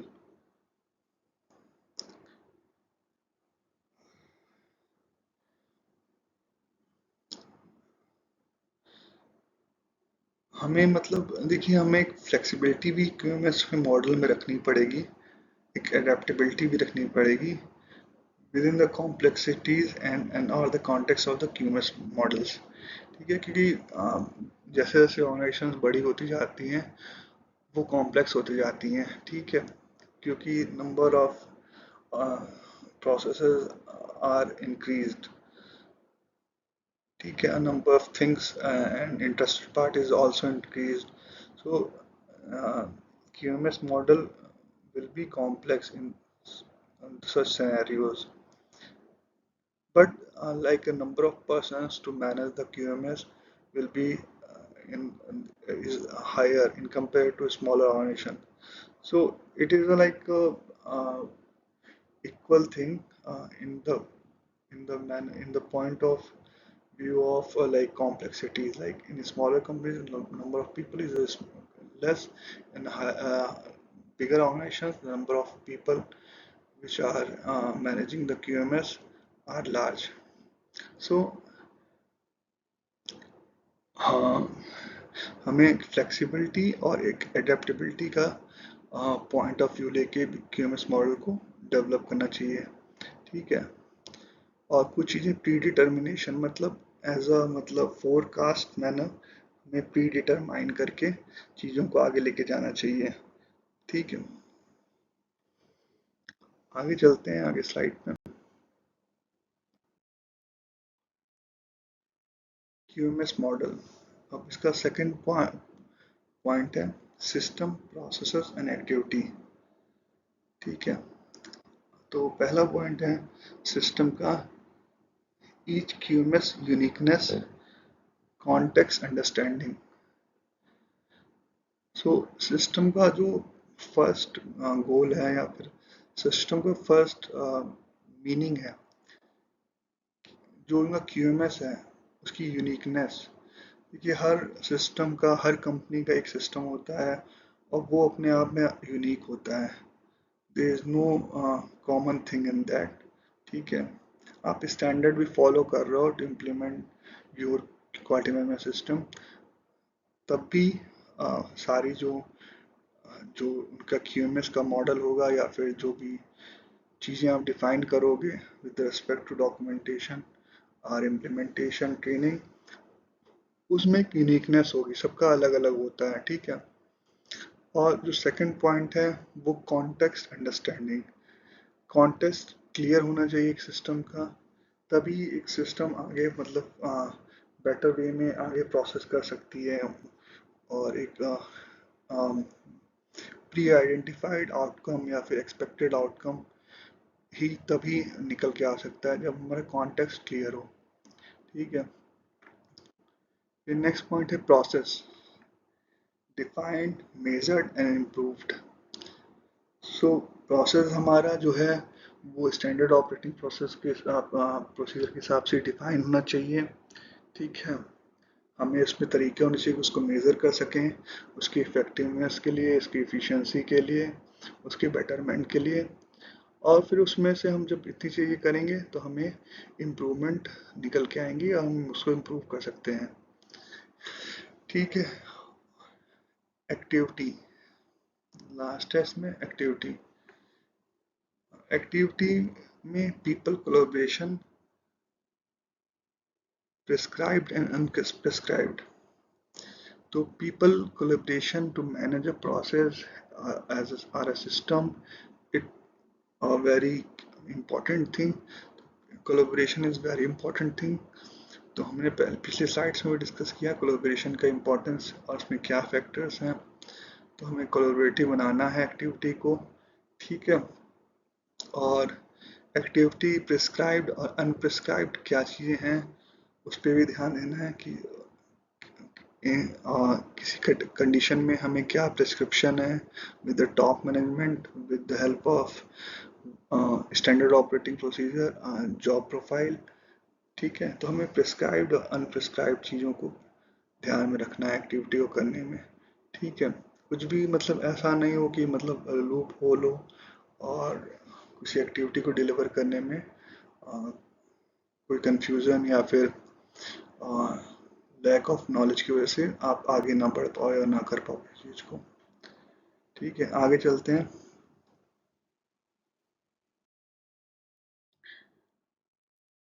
यहाँ पे है डेवलपमेंट ऑफ क्यूएमएस। क्यूएमएस का डेवलपमेंट कैसे करें? Informal and formal QMS and planning, executing, monitoring and improving ongoing process indicators. देखिए होता क्या है कि मैनेजमेंट सिस्टम तो हर जगह होता है। जैसे आप कंपनी चला रहे हो, ठीक है, तो आप उसको क्वालिटी मैनेजमेंट सिस्टम भी कह सकते हो। ठीक है, लेकिन जब आप फॉर्मल करते हो उसको बनाते हो तो आप कोई स्टैंडर्ड फॉलो करते हो। ठीक है, ऐसे ISO 9001 किया आपने। ठीक है, तो आपका क्वालिटी मैनेजमेंट सिस्टम तभी फॉर्मल कहलाएगा जब एक प्रॉपर स्टैंडर्ड आप फॉलो कर रहे हो। ठीक है, अगर आप नहीं फॉलो करो तो उसको फिर इनफॉर्मल कहा जाएगा। तो डेवलपमेंट ऑफ क्यूएमएस में हमें प्लानिंग करनी पड़ेगी, एग्जीक्यूटिंग करनी पड़ेगी, मॉनिटरिंग करनी पड़ेगी, इम्प्रूवमेंट देखना पड़ेगा, ऑनगोइंग प्रोसेस देखने पड़ेंगे, इंडिकेटर्स देखने पड़ेंगे। ठीक है, तो ये सारी चीज़ें जब हम प्रॉपर तरीके से करेंगे तभी हमारा एक प्रॉपर क्यूएमएस डेवलप हो पाएगा। ठीक है, और यहाँ पे सेकंड पॉइंट में आते हैं, दो स्टैंडर्ड्स का रेफरेंस दिया हुआ है, cohesiveness with ISO 9001, 9004 and ISO 9001। तो हम आगे की वीडियोस में डिस्कस करेंगे, इनके लिए अलग से वीडियोस बनाए मतलब हम बनाएंगे और शेयर करेंगे 9004 के लिए और 9001 के लिए। 9004 भी बहुत इंपॉर्टेंट स्टैंडर्ड है। ठीक है, 9001 को प्रॉपरली समझने के लिए और इम्प्लीमेंट करने के लिए। ठीक है, फिर नेक्स्ट पॉइंट है auditing and effectiveness, tangibility with evidence. ठीक है, तो क्यूएमएस जो है वो बिना ऑडिटिंग के अधूरा है कम्प्लीटली, क्योंकि हम जब तक जो हमने क्यूएमएस के थ्रू डिसाइड किया है प्रोसेसेस को, ऑब्जेक्टिव्स को, पॉलिसीज को, विजन को, मिशन को, वो अगर हम ऑडिट नहीं कर सकते हैं तो बिना ऑडिट के वो कैसे हम उसको क्रॉस वेरीफाई करेंगे। तो जब हम ऑडिट करते हैं उसके लिए स्टैंडर्ड है पर्टिकुलर ऑडिटिंग का, वो हम आगे दूसरे स्टैंड जब डिस्कस करेंगे तो मैं बताऊंगा उस स्टैंडर्ड के बारे में। ठीक है, तो उस ऑडिटिंग करना is most important point of part of the QMS.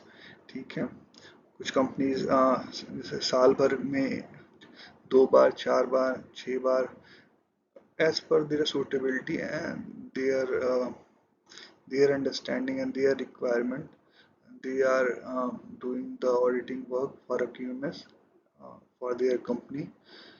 ठीक है, तो how like number of cycles of auditing will improve the effectiveness and the efficiency of a company. ठीक है, इस तरह से इसको देखना है। और ऑडिटिंग का जो हमारा गोल होता है वो होता है कि हमें एविडेंस फाउंड करना है। कुछ कोई अच्छी चीज़ ऑडिटिंग में निकल के आ रही है, कंप्लाइड है, नॉन कंप्लाइड है, तो उसमें हमें एविडेंस फाइंड आउट करने हैं कि हमारे एविडेंस क्या है कि जिसके बेसिस पे हम कह रहे हैं कि ये आ, आ, आ, मतलब कंप्लाइड है या फिर नॉन कंप्लाइड है। तो ये हमारा एंड गोल होता है। ठीक है, फिर नेक्स्ट पॉइंट पे आते हैं, knowledge, learning, innovation, integration, integrated management system. ठीक है, सो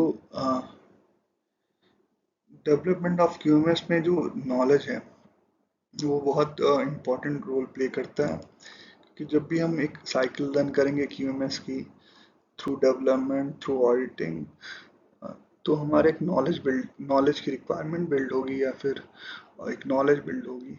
ठीक है, और उसके अकॉर्डिंग हम आगे का एक्शन प्लान करेंगे। फिर हमारी लर्निंग और इनोवेशन के आगे की तरफ जाएंगे कि हम कुछ लर्न कर सकते हैं, कुछ नया सीख सकते हैं through some internal discussion, some through external trainings और थ्रू सम further outreach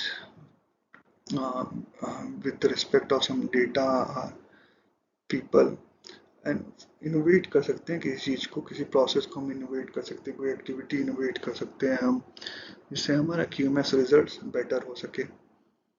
और फिर लास्ट में हमारा इंटीग्रेटेड मैनेजमेंट सिस्टम की बात करते हैं।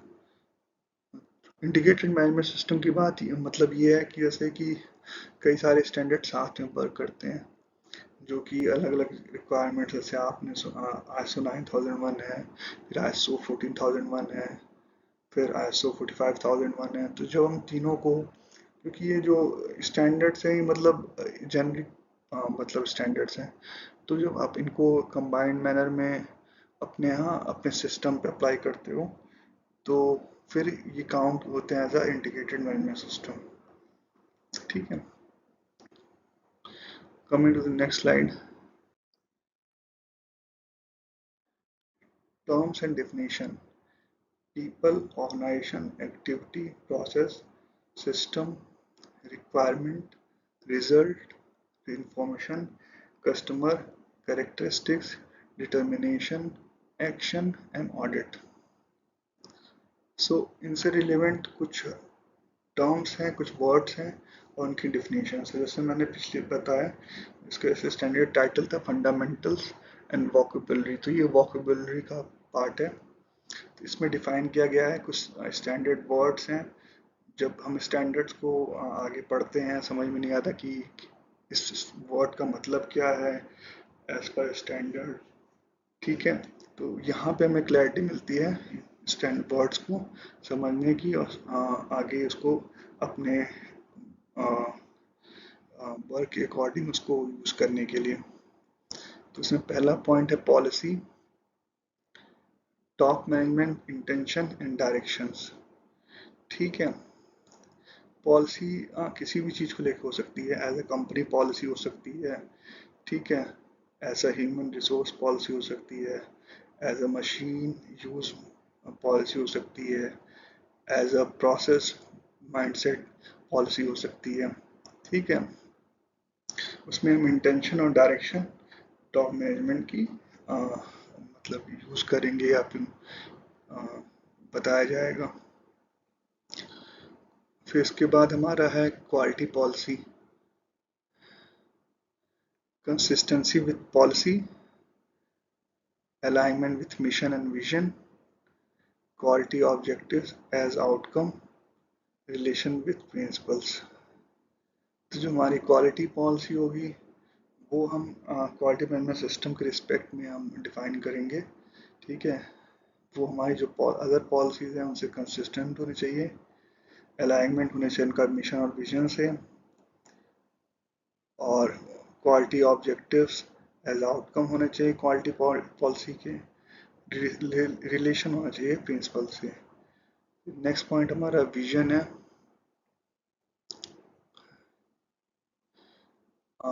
इसमें है organisation and goal,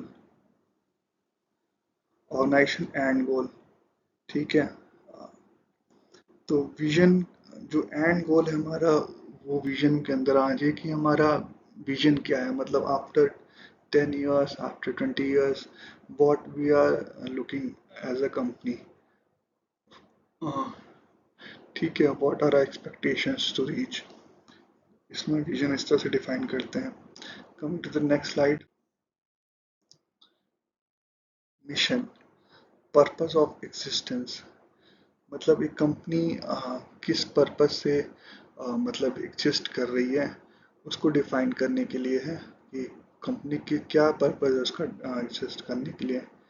what are the mission, what is the daily thing which is work is a constraint or a pivot to work in a company or a company, ठीक है।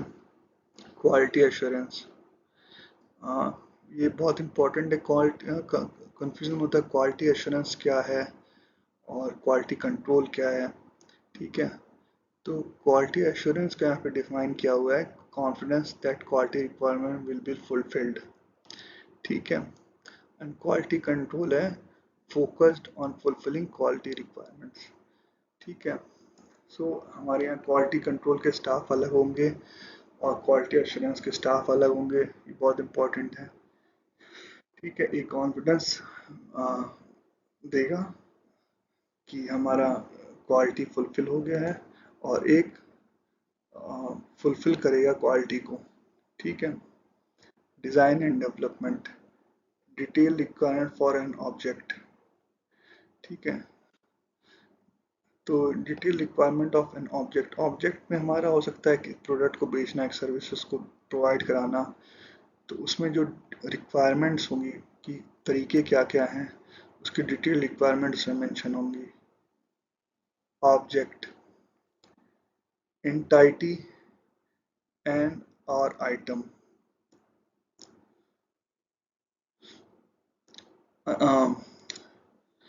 Anything परसीवेबल and conceivable, मतलब object ऐसा होना चाहिए जो कि मतलब realistic हो, कुछ ऐसा ना हो कि मतलब आप अनरियलिस्टिक चीज़ें के बारे में बात कर रहे हो, ठीक है। तो ऑब्जेक्ट शुड बी रियलिस्टिक, इसका कहने का मतलब क्वालिटी।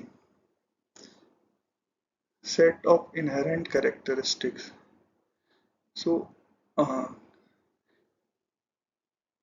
मतलब ये किसी ऑब्जेक्ट प्रोडक्ट का या सर्विसेज के कैरेक्टरिस्टिक्स ऐसे होने चाहिए जो उसके मतलब बेसिक कैरेक्टरिस्टिक्स हैं जो कि उसको फुलफिल करना चाहिए, ठीक है। वो या जो समय के साथ हमने देखे हों, समझे हों, इसके कैरेक्टरिस्टिक्स ऐसे हो सकते हैं, वो सारी चीज़ें उसको एज ए क्वालिटी काउंट होंगी, होती हैं। फिर आता है statutory requirement, legislative body objective requirement, ठीक है। Regulatory requirement, authority obligatory requirement, ठीक है। ये आप समझ सकते हो। Coming to the next slide, objectives, results, strategy, tactical, operational in different disciplines and levels, ठीक है। In other way, intended outcomes of purpose and operation criteria, quality objectives, ठीक है। ये हम जब 9001 के बारे में डिस्कस करेंगे तब मैं आपको ऑब्जेक्टिव्स के बारे में ब्रीफ करूँगा। अभी आप इतना समझिए, ऑब्जेक्टिव्स जो है वो इस तरह से डिफाइन होते हैं। Quality objectives related with organization policy for relevant function level and processes, ठीक है, ठीक है। फिर इसके बाद नेक्स्ट है quality manual specification of QMS, ठीक है। सो जो क्वालिटी मैनुअल होगा एक डॉक्यूमेंट होगा, क्योंकि इसमें स्पेसिफिकेशन है क्वालिटी मैनेजमेंट सिस्टम्स की। और ऑब्जेक्टिव्स और क्वालिटी ऑब्जेक्टिव हैं जो वो कुछ पॉइंट्स होंगे जो कि कुछ पर्टिकुलर पैरामीटर्स को कवर करते हो, जो कि जो यहाँ डिटेल दिया हुआ है इसके रिस्पेक्ट में डिफाइन किए जाएंगे। ठीक है, coming to the next slide. ठीक है, यहाँ पे हमारा स्लाइड ख़त्म होता है ISO 9000 के ऊपर। और मैं होपफुल हूँ कि आपको कुछ नॉलेज बिल्ड किया होगा, आपने कुछ अच्छा सीखने को आपको मिला होगा। आप हमसे एक थॉरो ट्रेनिंग ले सकते हो, हमारी कंपनी है, यहाँ पे डिटेल दिया हुआ है, मोबाइल नंबर, हमारी वेबसाइट और हमारी ईमेल आईडी है। ठीक है, और मेरी डिटेल है, आप हमारे क्या सर्विसेज देते हैं वो सारी चीज़ें हमने यहाँ पे बताई हुई है। हम लोग सर्टिफिकेशंस में वर्क करते हैं और हमारी ट्रेनिंग, ऑडिटिंग और गाइडिंग की सर्विसेज भी हैं। ठीक है, और हम लोग एक इंटरनेशनली वर्क कर रहे हैं। तो आपको कोई क्वेरी हो तो आप हमें इस पे दिए हुए कॉन्टेक्ट डिटेल्स पे आप लिख सकते हो, कांटेक्ट कर सकते हो। ठीक है, बस आज के लिए इतना ही, और हम लोग नेक्स्ट स्टैंडर्ड पे बात करेंगे जल्दी ही। ठीक है, thank you very much, good day, all the best.